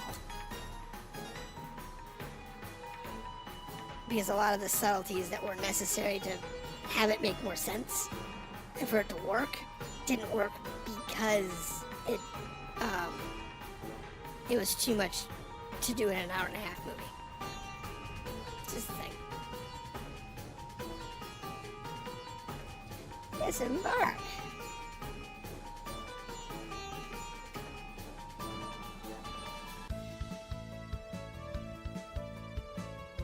Now, Last Starfire. The question is, have you read The Last Starfire or just seen the movie? Let's go back to Megatron. I'm done with my ranting now. Sorry. It's one of my favorite series. But Last Starfire. So have you just seen the movie or have you actually read the book? Because they are different.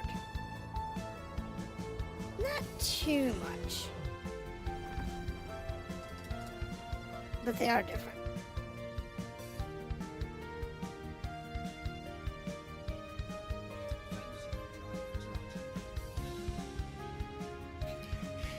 Okay. I'm done with my soapbox now.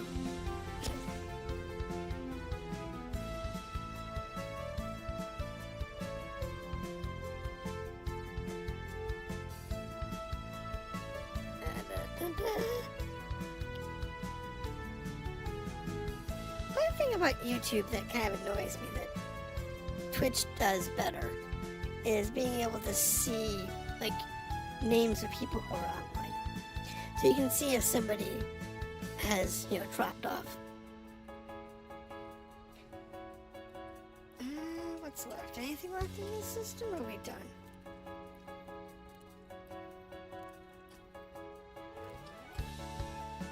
Oh, I got one left. Hold on. It's rare to get faithful movie adaptations. Well, that's the thing, is that a lot of movie adaptations are faithful. They really are. They're faithful, they're well designed, they leave out details that aren't necessary to the plot. And I'll give you a classic example of that. If you go to Lord of the Rings, which they're remaking apparently because I don't know why, somebody wants money. If you look at Lord of the Rings, there are scenes in there that are not in the main books, but there's also scenes in the main books that aren't in the movies. One example of that is the beginning of the book, when from the time of Bilbo's departure to Rivendell to the time of Frodo's departure from the Shire, In the movie, it's like 6 months or less. He leaves in a hurry. It's unplanned. He's got to go. In the book, it was a 2-year gap.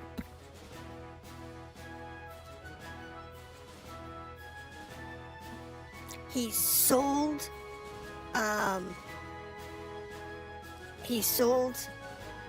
Underhill.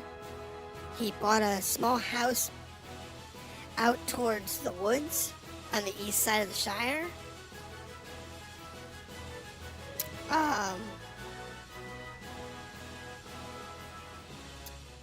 And it was a big production.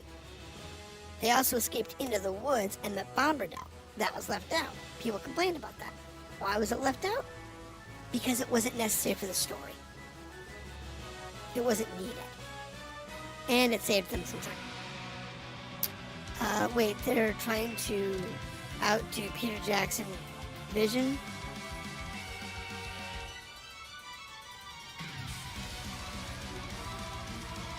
Outdo Peter Jackson Vision? Well, yeah. They're just somewhat... We have a problem in this country right now. Writers don't know how to write.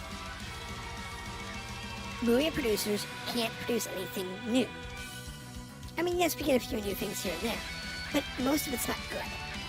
So they're trying to cannibalize everything they can and redo it because they just want money. And it was popular in the past, so let's reprint it. Let's print it. It's just going to print money. At least that's what they think. Reality is, I don't know how it's going to do. I'm not sure you can top the original Lord of the Rings. I don't know if you can. Look at Rings of Power. It really hasn't done that well. Visually, it's only meh.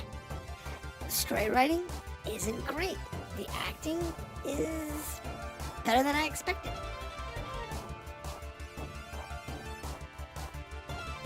So it's just, that's exactly right. It's either a sequel or it's a remake. That's all they're doing right now. Because they don't know how to write anything new. Well, that's different. Gollum is actually its own movie. That's actually its own movie. And that's written by Junior.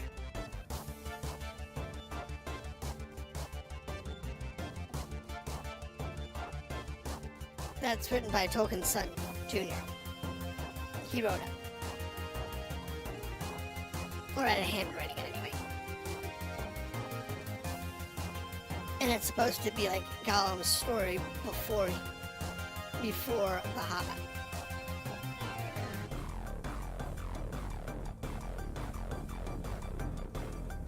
To kind of give more backstory on Gollum. Which I think is good, in my opinion. Because Gollum is a great character, but he did deserve his own book in order to fill out his story.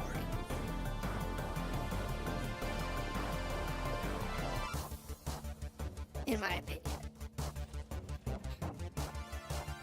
Because there's a lot of details on Gollum that, we don't see.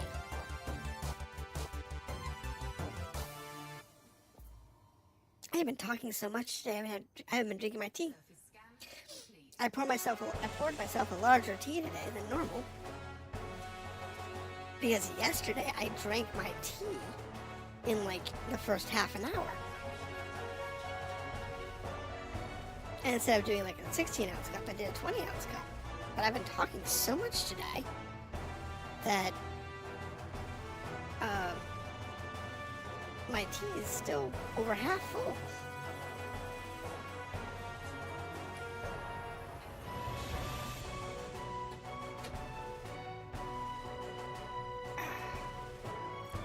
We're getting there. Let's move on down this food chain here. What do we got? 17 planetoids. let's see if there's anything interesting. 'Cause we're not stopping if it's not interesting. Fuel scooping complete. One.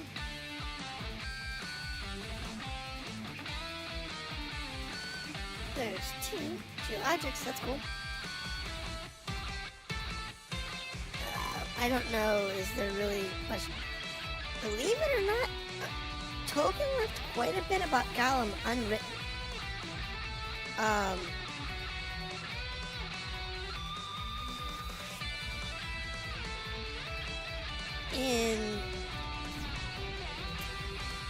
In the movies,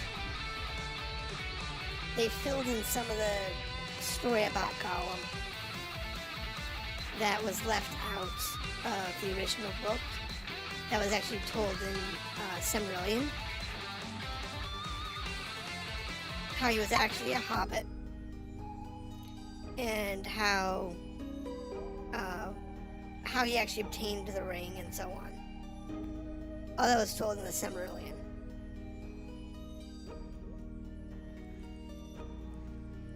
But he really didn't put too much effort into it, though there was more to be told in his notes.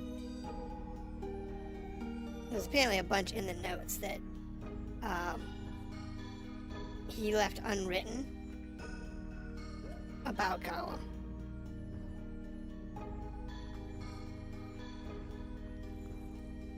They could do Children of Hurun or Baron and Lithium. You know, I don't think I've read either of those.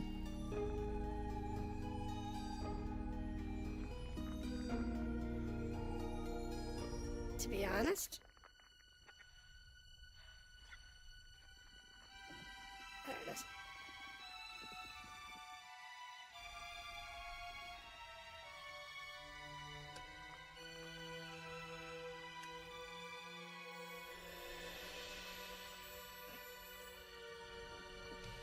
This is definitely a challenging task to do this and keep up with chat. So I'm just kind of quick burning through these. And I'll check my other software to see what I actually missed.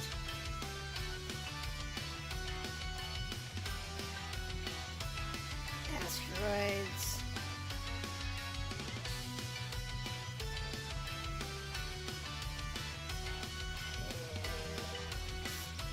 Last one. Survey says we found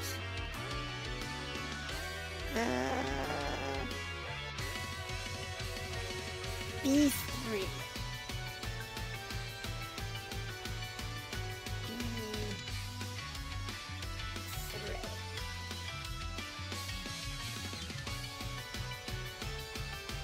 Has 2 biologics.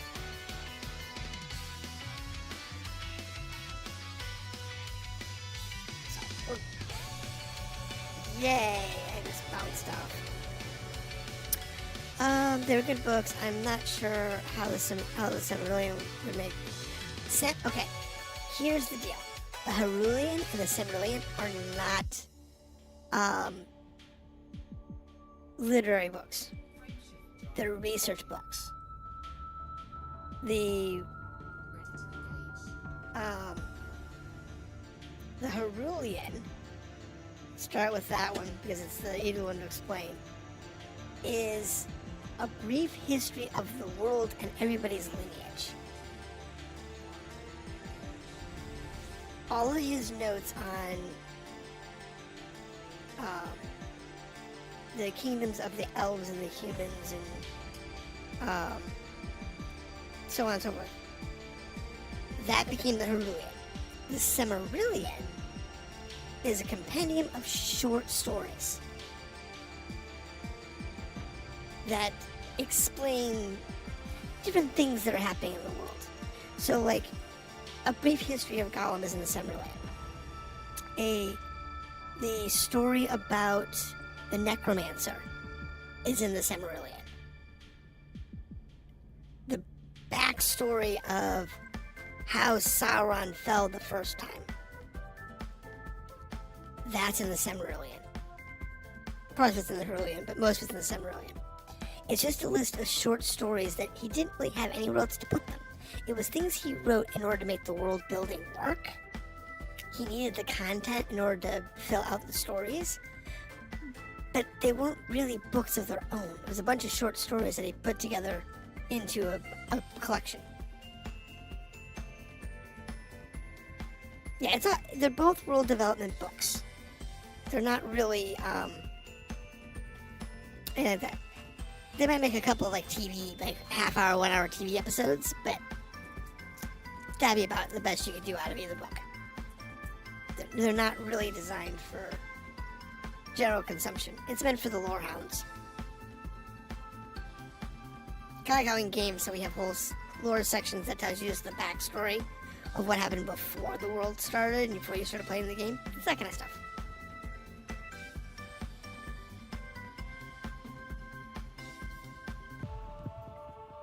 So, it explains who the wizards are and why they're important.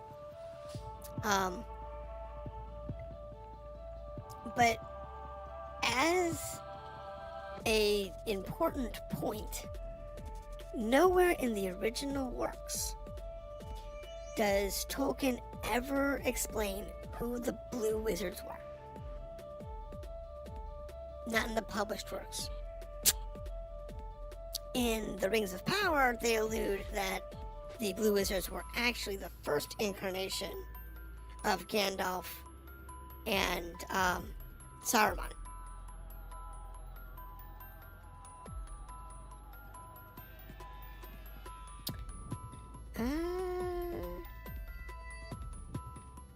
Yeah, he loved language. I mean, come on, he invented 2 distinct languages.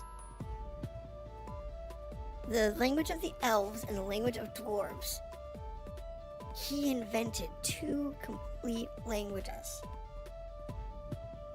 In fact, there are 2 books, I forget what they're called, that were published by his son years later, after his death, that were his notes on both languages.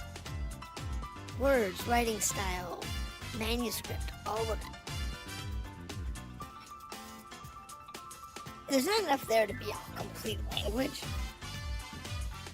as we would call it, but it was enough for him to be able to create the languages that he used in the books. And those books were used as references when they did the movies, so that they kept everybody's writing styles, like the writing style used by Bilbo and Frodo in the Red Book. He devised years prior, just never used it. The Elvish script that they used on the Moria-dor and in other areas in the book, in the visuals, he devised all of that years prior. And they used it in the artwork that was to accompany the books, but it didn't go much past that.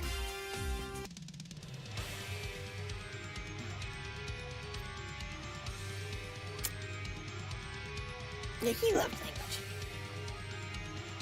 It was definitely his thing.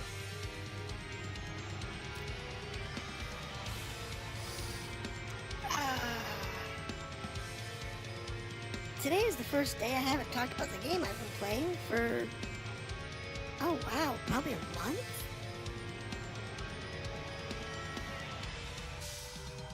Normally when I'm, in these sessions, we're talking about the game. Today is the first day we haven't talked about anything game related in probably a month, maybe more. It's kind of refreshing.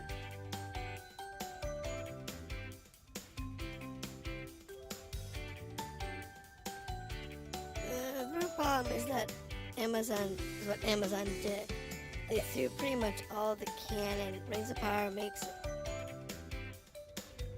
The problem with Rings of Power that a lot of people have with it. First, it is written by Tolkien's son, based on his father's notes. Many of those notes you don't see, and never have seen, and never will see. Let's start with that. The second part of this story, which makes it work, which makes it make more sense, is what a lot of people forget, is the books that we have given to us by Tolkien for The Lord of the Rings and The Hobbit. In his own words, is not the Red Book. It is actually a copy of the Green Book, which was a copy of the Blue Book, which was a copy of the Red Book. The Red Book was written in the Hobbit language. The Blue Book was written in the language of men. The Green Book was the mass production copy of the Blue Book, which had to be translated into Common. Because the Blue Book was for Aragorn. So what we have, by his own admission, is a copy of a copy that was translated twice.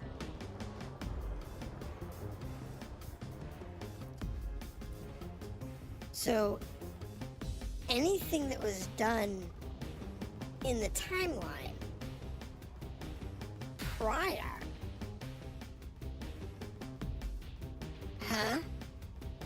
I'm overweight? How am I overweight? Oh, I know why I'm overweight.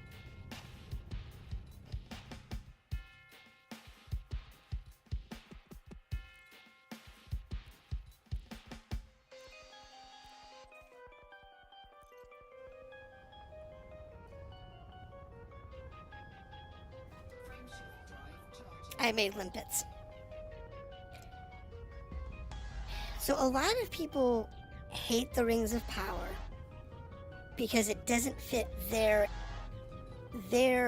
understanding and their personal opinion on how the world should have worked.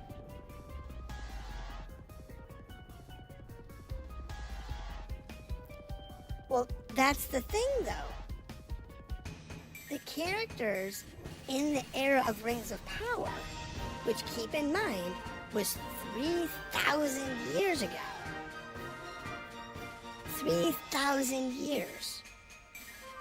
You would not be the same person you are today, even being the immortal elves, that you were 3,000 years ago. Look back at your own life. Are you the same person you were in high school? Are you the same person you were when you were a kid in your parents' home? No.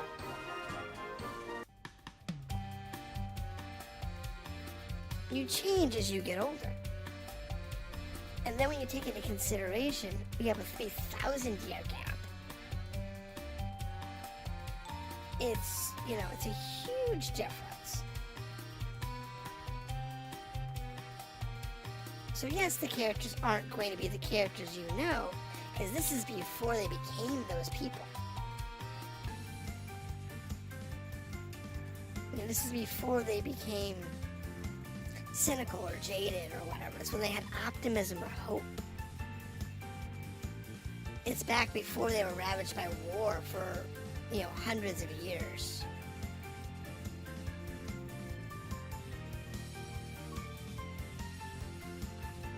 So that's why a lot of people don't like it, is because the premise is this is before evil and hate took over the world.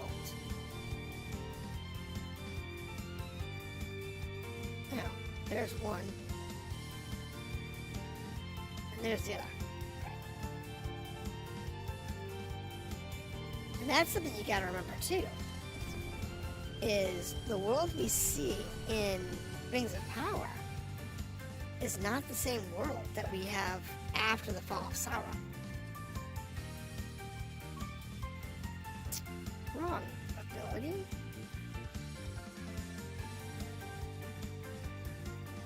Now, do I think it was badly written? Yes. I think it could have been written much better.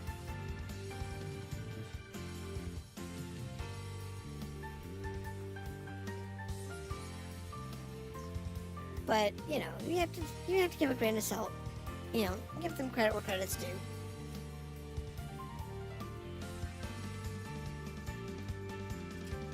The biggest failure that I found with Rings of Power was it looks like they went to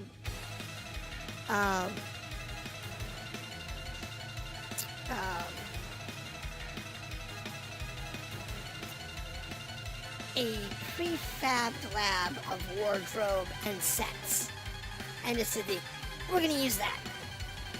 And the majority of it felt that way. And then it's like, okay, we're just gonna go to this rack of generic clothing for 13th century Europe, and we're just gonna wear those clothes. And that's the elves, or that's this group, or that, you know, that threw a lot of people off.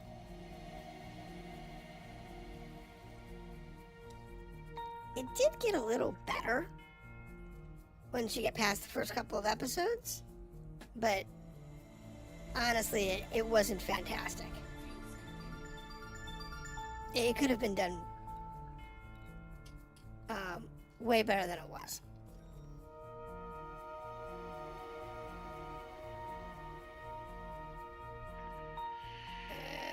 There it is.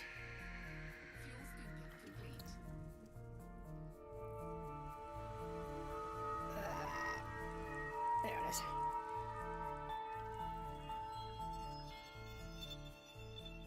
But yeah, Rings of Power, you know, a lot of people hate it. I'm kind of meh. I honestly couldn't care. It is what it is. It was clearly a cash grab. And it was poorly done.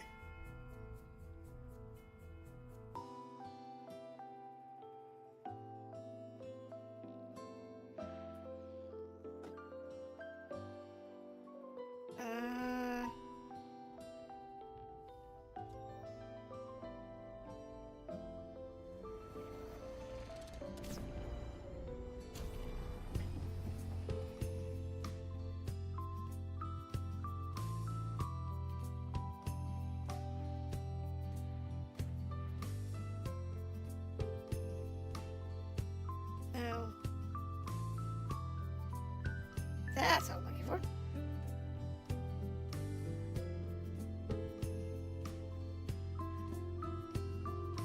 Let's see here. That's got a biological.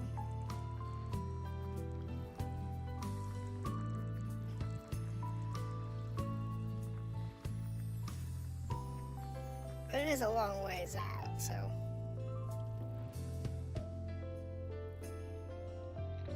That's asteroids. We know that. We know that based on the signal.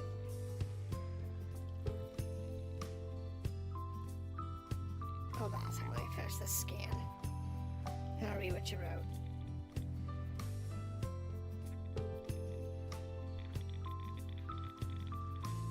Asteroids. Got 2 left in the gas giant range.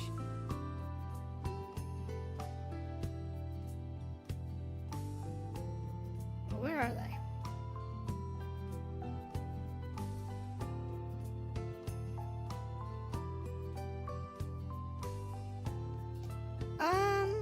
I have done a full scan of I think 2 or 3. Woo!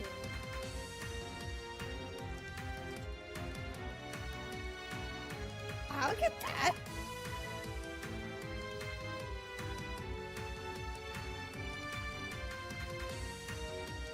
That's a completely new world. Oh my goodness, where is this one at? Oh, there it is. Alright, where's that water world at? I will go after that.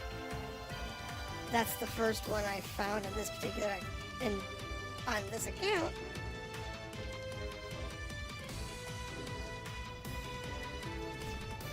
That's, an actual water planet.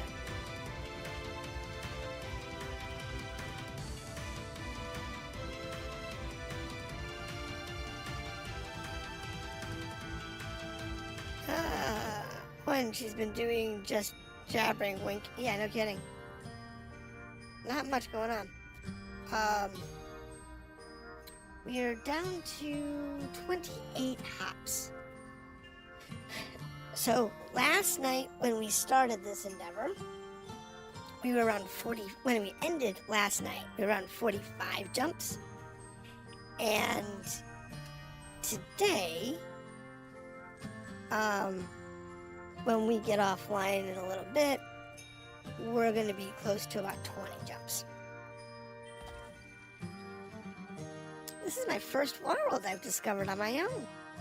Yay!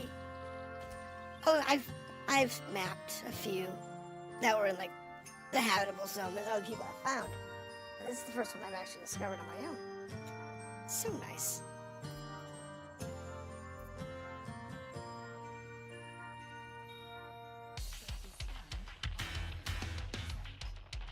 Look at that. That's just garbage. That's terrible. That backside's horrible. So we've gone through round 16, 17 systems today. Many of them are like this one where I didn't actually scan the majority of the system. Or they were the standard, you're just a bunch of stars. So,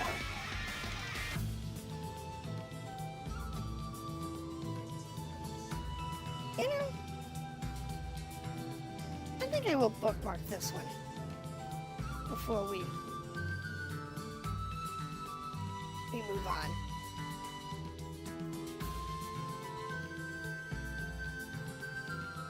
Bookmark. All right.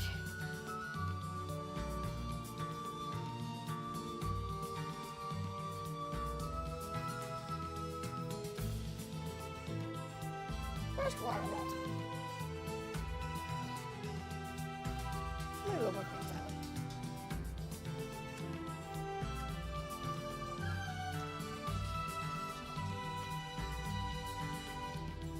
Yeah, I haven't found an Earth like,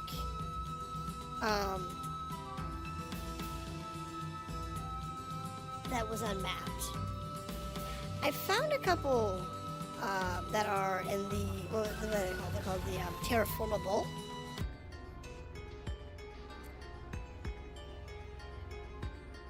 I found some terraformable planets. That's my first water world, that I found.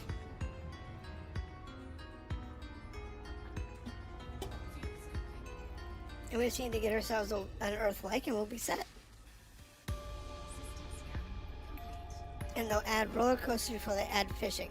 Probably.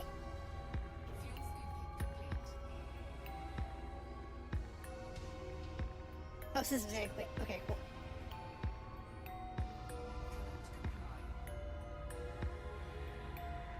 There's only two buys in the system.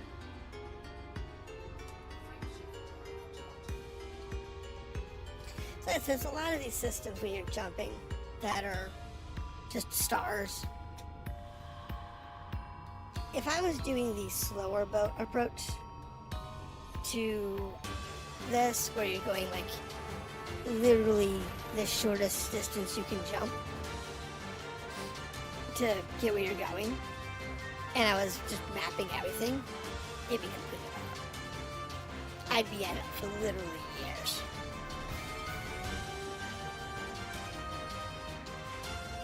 Just trying to get, across the bubble.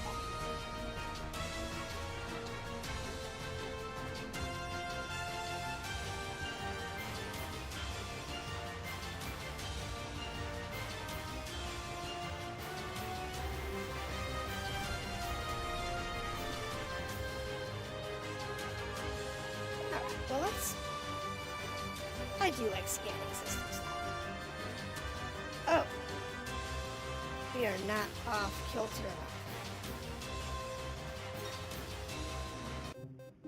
It's got 12 asteroid belts. Holy hell. That's a lot of asteroid belt. Several gas giants. Anything good? My goodness. Okay, there's the gas giant. Probably ice bodies, rocky bodies, rocky bodies. Two rocks. Yeah, rocky bodies.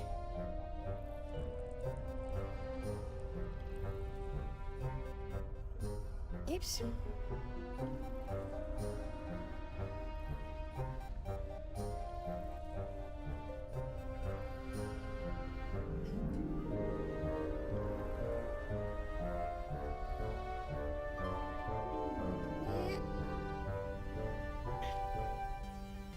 Let's see here. Anything good? No, not yet.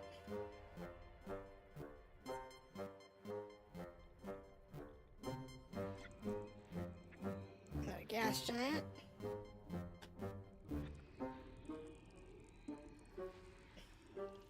Gas giant with a ring.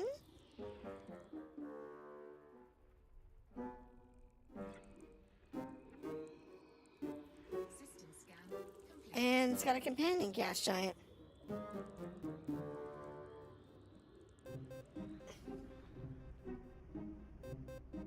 Nothing really that interesting. And there's some of these that are potentially, money makers.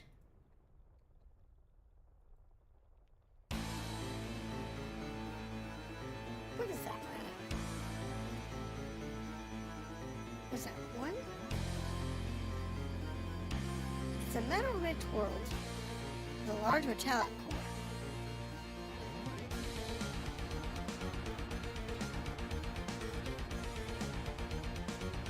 What are these? Here, see, gas giant with water-based life. Almost missed that one.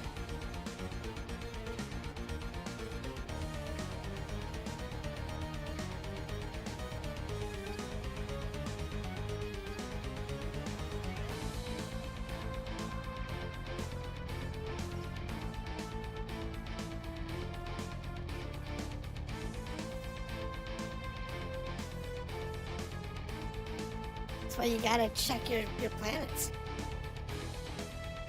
Make sure you know what you're getting into. As in this case, we have a water-based life planet.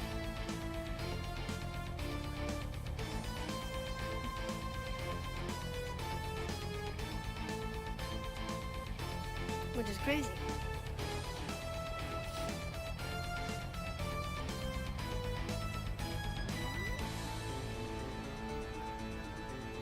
What's that one?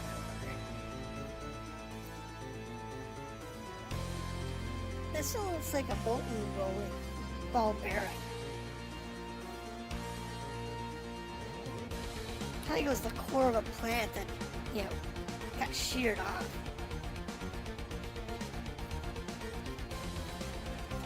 Had the whole crust sheared off or something.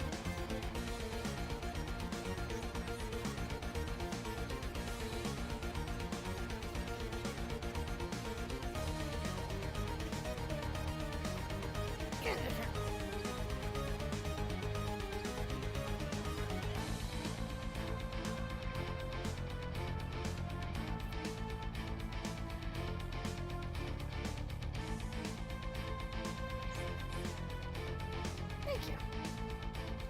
No, he wants those gas giants.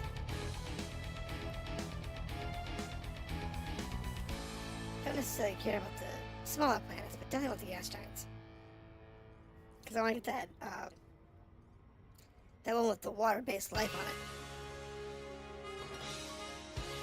That's worth some serious money.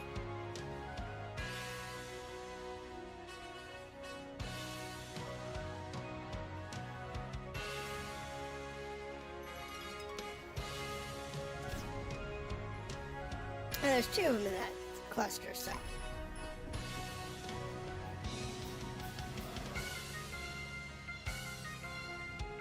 Yeah.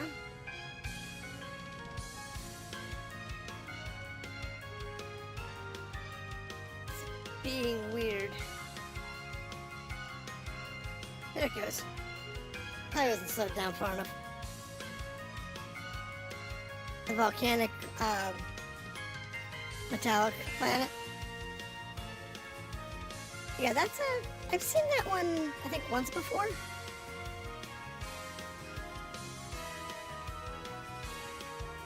But this one here, I mean, I've seen them because it wasn't a new entry, but it's a new one. I haven't seen the gas giants with water-based life in a while.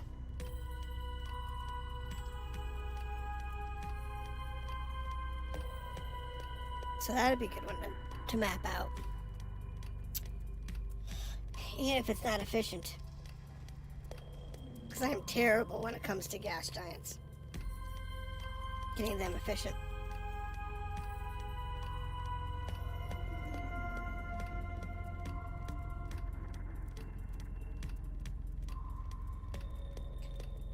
But thankfully none of these have life on them, though the moons are landable.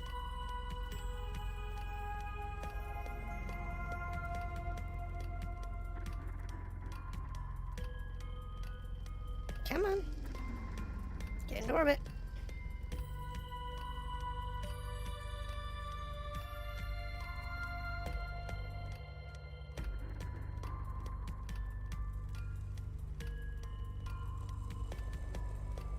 Can we sell in orbit, please?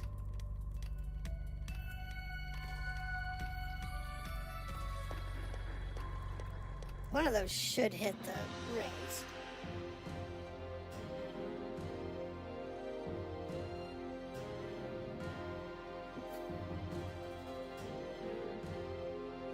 Come on.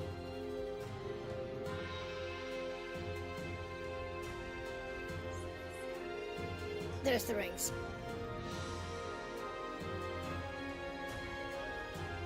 Now the rings. Not too bad. I bet they're gonna have something interesting on them. This is a 21 impact, so if you want to do this one reasonably well, 6%.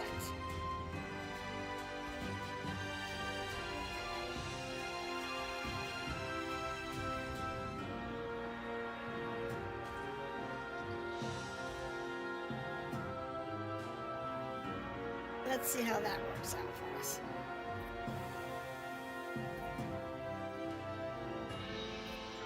Put one there. Put one there. Put one there.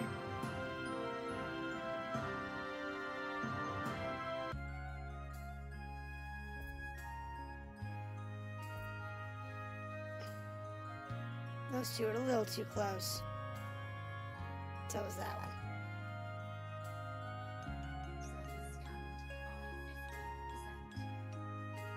Yeah, not a fan of trying to map.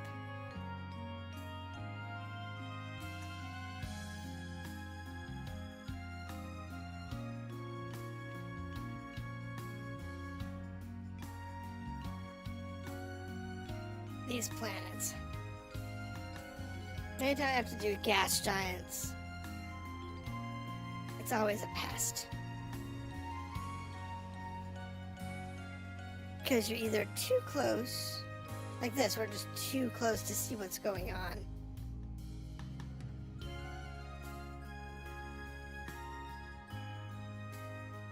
We need to get out a little farther.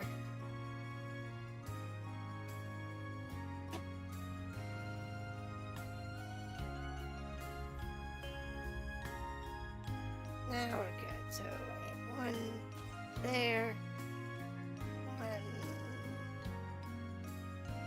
there.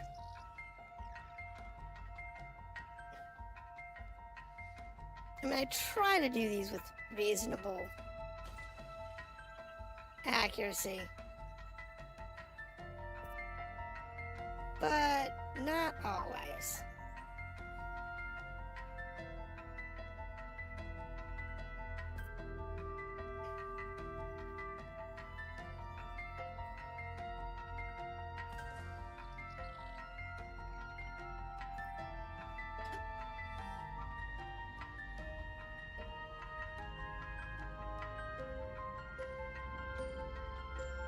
Just gotta get around the other side.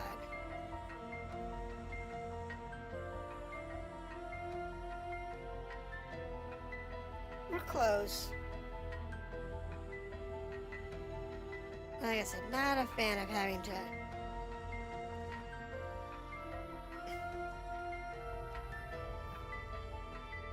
map gas giants.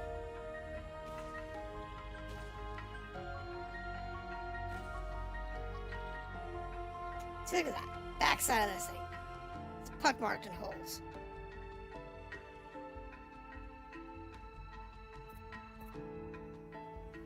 Even as much as I've poked holes in, filled them in,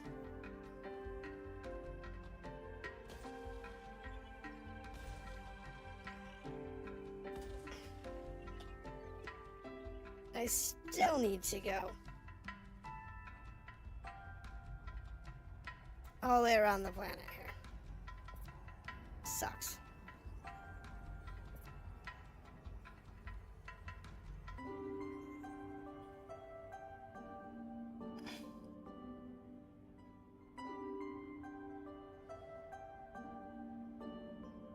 But it's okay.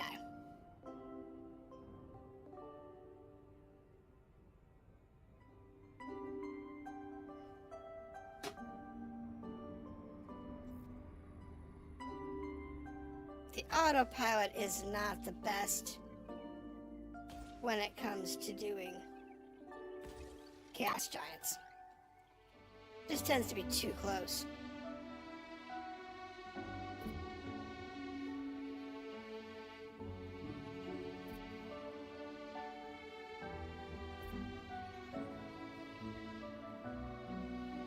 There it goes.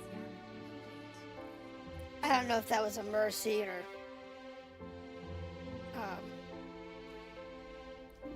what, but I'll take it.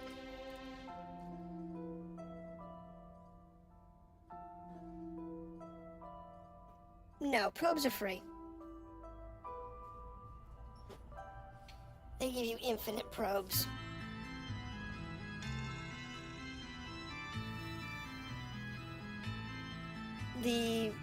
If they had done the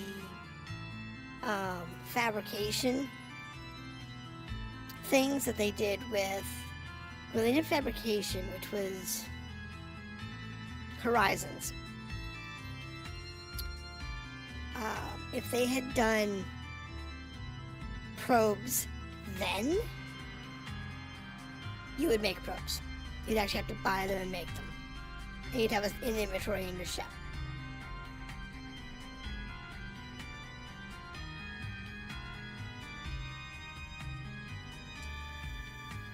But because we don't actually, it came out before that, because that was the first method of exploring that they did. We don't have, they gave them to you.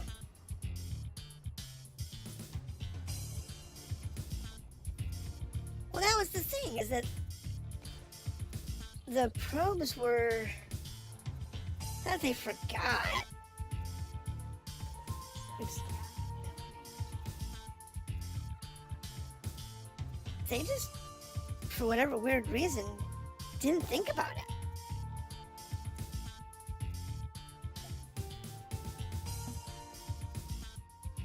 they chose not to make them purchasable.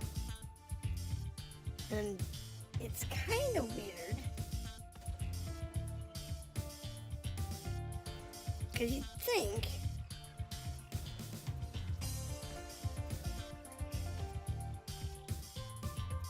as anal as they were about buying like limpets for repairs and whatnot,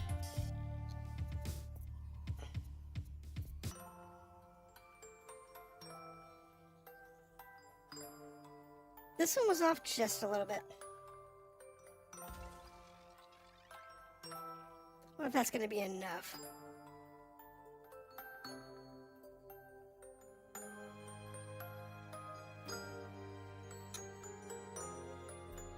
I'm going to have to use 2. Oh, that's close enough.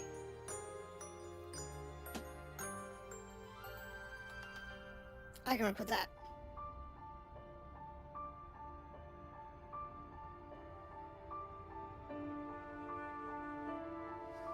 Because you don't have to be 100%. You just have to get... Honestly, it's somewhere around 80 to 90% of the planet mapped. And they just give you 100%.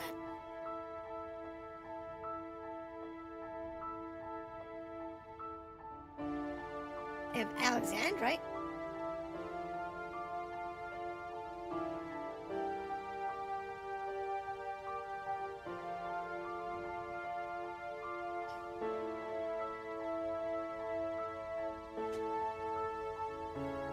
What kind of hotspots do we have?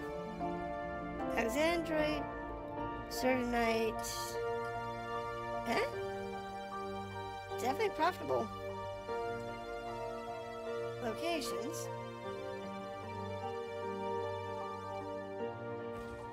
Drop you there.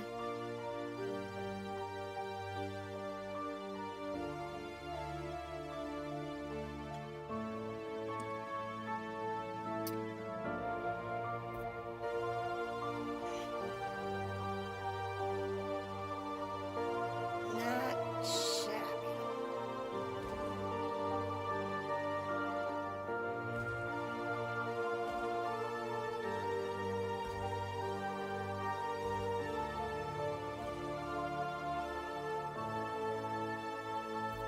That should get the whole planet.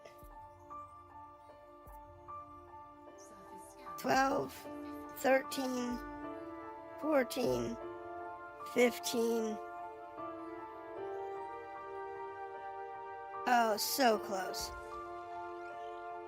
Put one there, one there, and one there. That's 18. See if that's enough.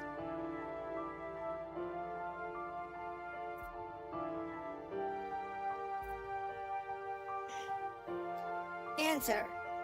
Not going to be anywhere near enough. Puts the same 5% because I still have this whole third of a planet to map out. I got 4 probes to deal with. Jeez.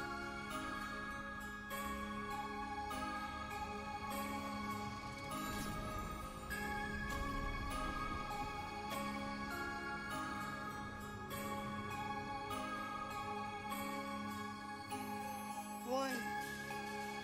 Slow down. 1, 2, and 3.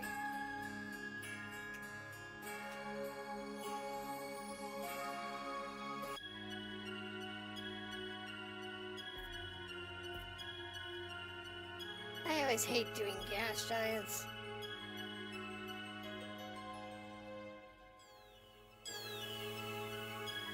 Because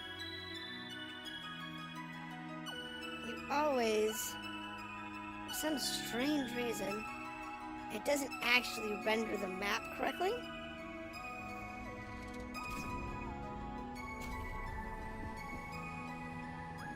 So you never really know where your probes need to go.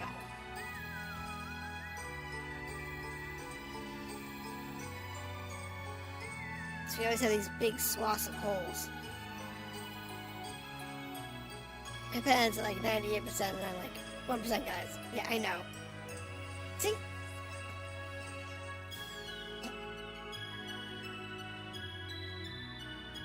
There was like 15% of this planet that had not even been touched. But they gave it to you.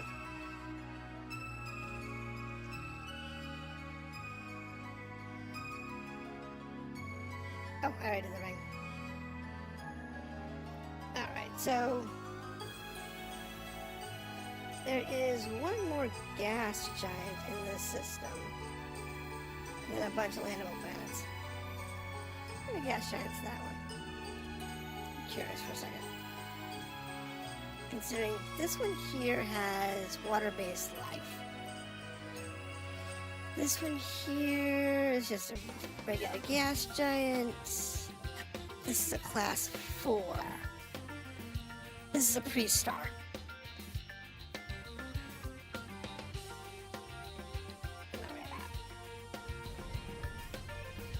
That was talent on my end. Alright. Friendship drive. Moving on.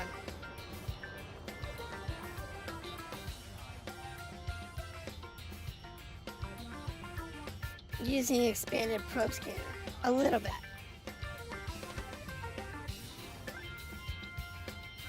My probe scanner is a little modified.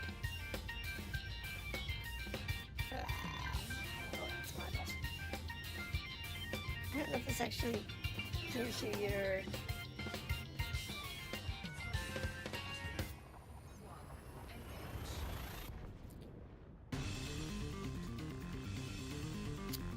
Well, especially for gas giants. So, like, my detailed surface scanner is modified a little bit. It's engineered, but it's not maxed out. It's like, I think it's like a 1-star rating. It's the materials I had on hand. I just buffed it up a little bit to make my life a little easier for the gas giants. But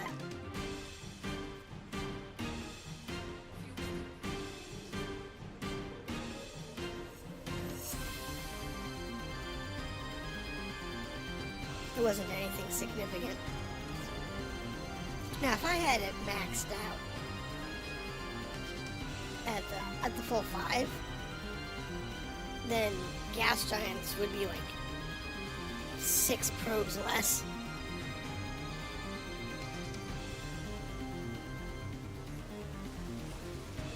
I mean, it raises the sensor bubble like 50% or something like that when you max it out. It's like 150% or 200% of the original size. It's crazy.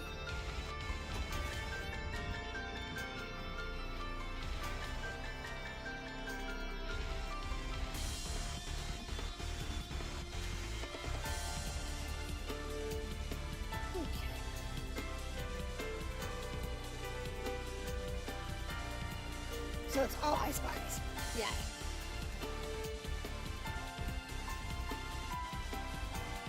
So it's all ice bodies around this other star.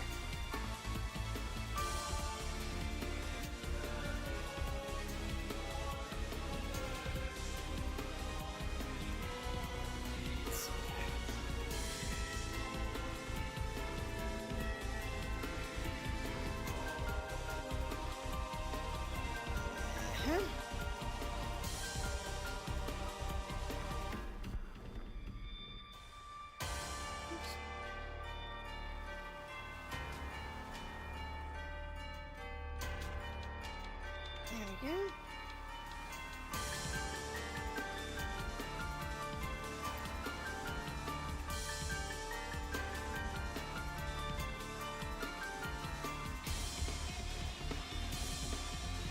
Six left. These two are orbiting each other. No, they're not. Nope, that one's orbiting back.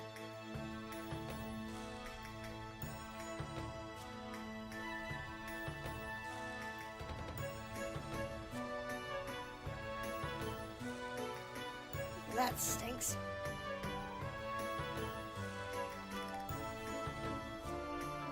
That one's... Yep, I got one that's just behind the star.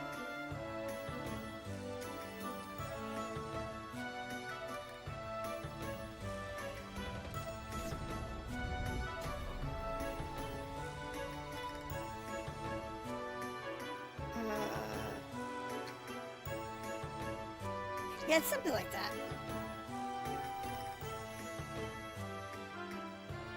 It is worth the effort, though.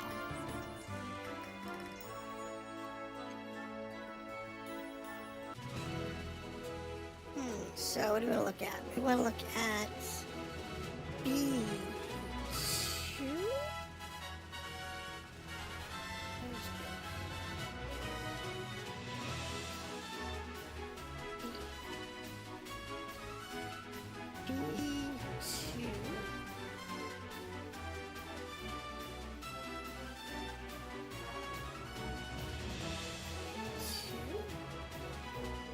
Has one biological life, probably mold. B3.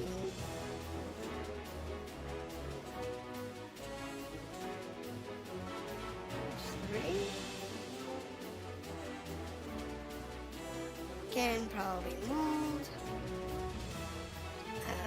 B6.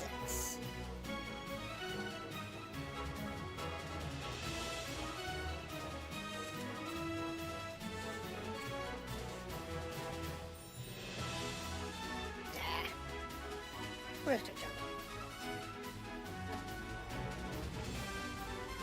I ain't going after 3 moldy planets.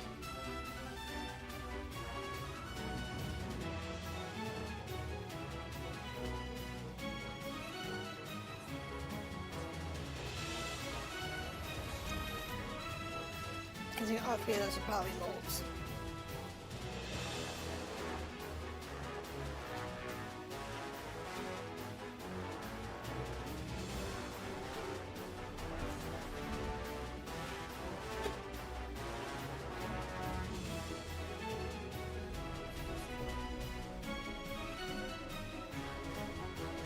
Alright, here we go. Next 8 bodies. More ice.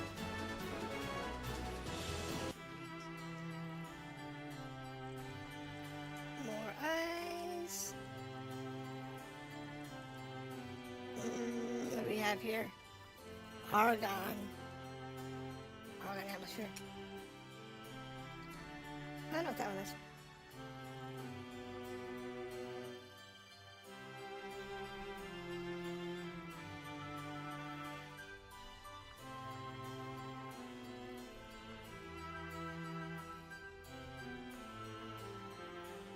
That's got 2 biologicals. They're both Argon-based planets.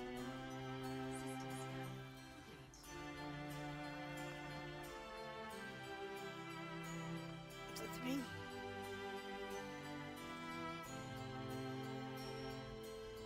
Well, let's go take a quick look at these 2.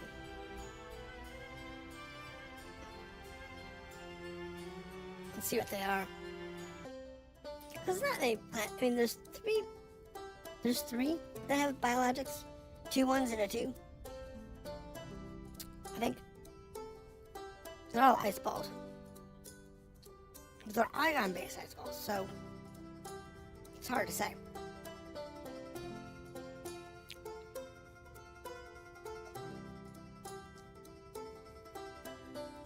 And it's almost time for me to cut out. So we'll scan this one last planet here.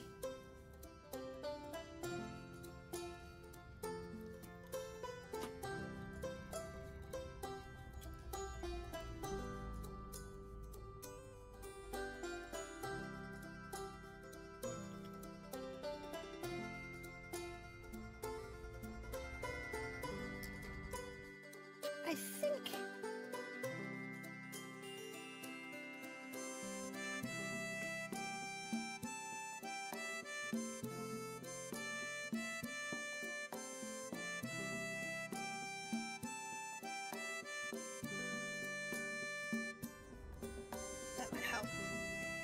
I don't know. I mostly listen to Guardian Space.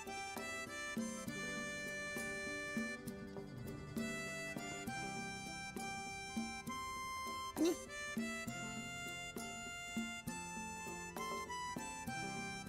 see what this last one is.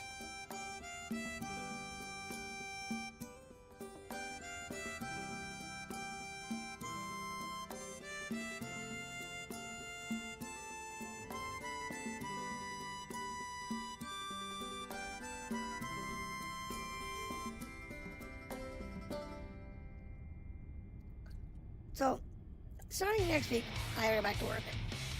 So I'm not going to be able to stream as long.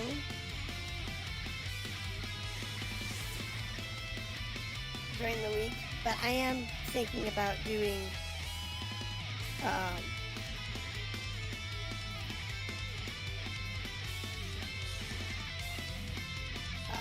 like shorter streams, like a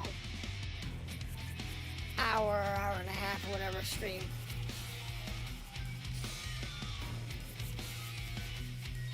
Between like 8 and 10 on the days that I can.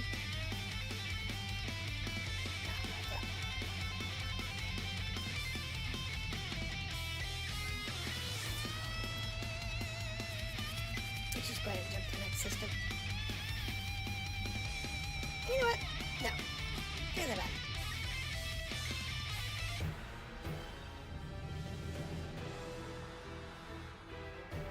We're going to leave ourselves here. And I will deal with this tomorrow. I'm almost there and just remembered my ship doesn't have point defense. Oops. Oops. Guardian Space without point defense? That can be problematic. So we are 23 jumps out from the bubble. From the bubble nebula. Based on what I will probably get done tomorrow night stream, we should be in the bubble nebula. And be able to look for that carrier. I'll have to check the Inara and see if it's still out there. But should be. There's usually one out there. And then we'll see if we can actually land on it and use its facilities. And hopefully it's actually got all the facilities. Except for bad commander. Oof, ouch. Ouch. Well, thank you guys for dropping in as usual. It's been fun. It didn't feel like it's been 3 hours already, which is always a good day. So I will see you then. And have a good night, guys. Enjoy your piloting.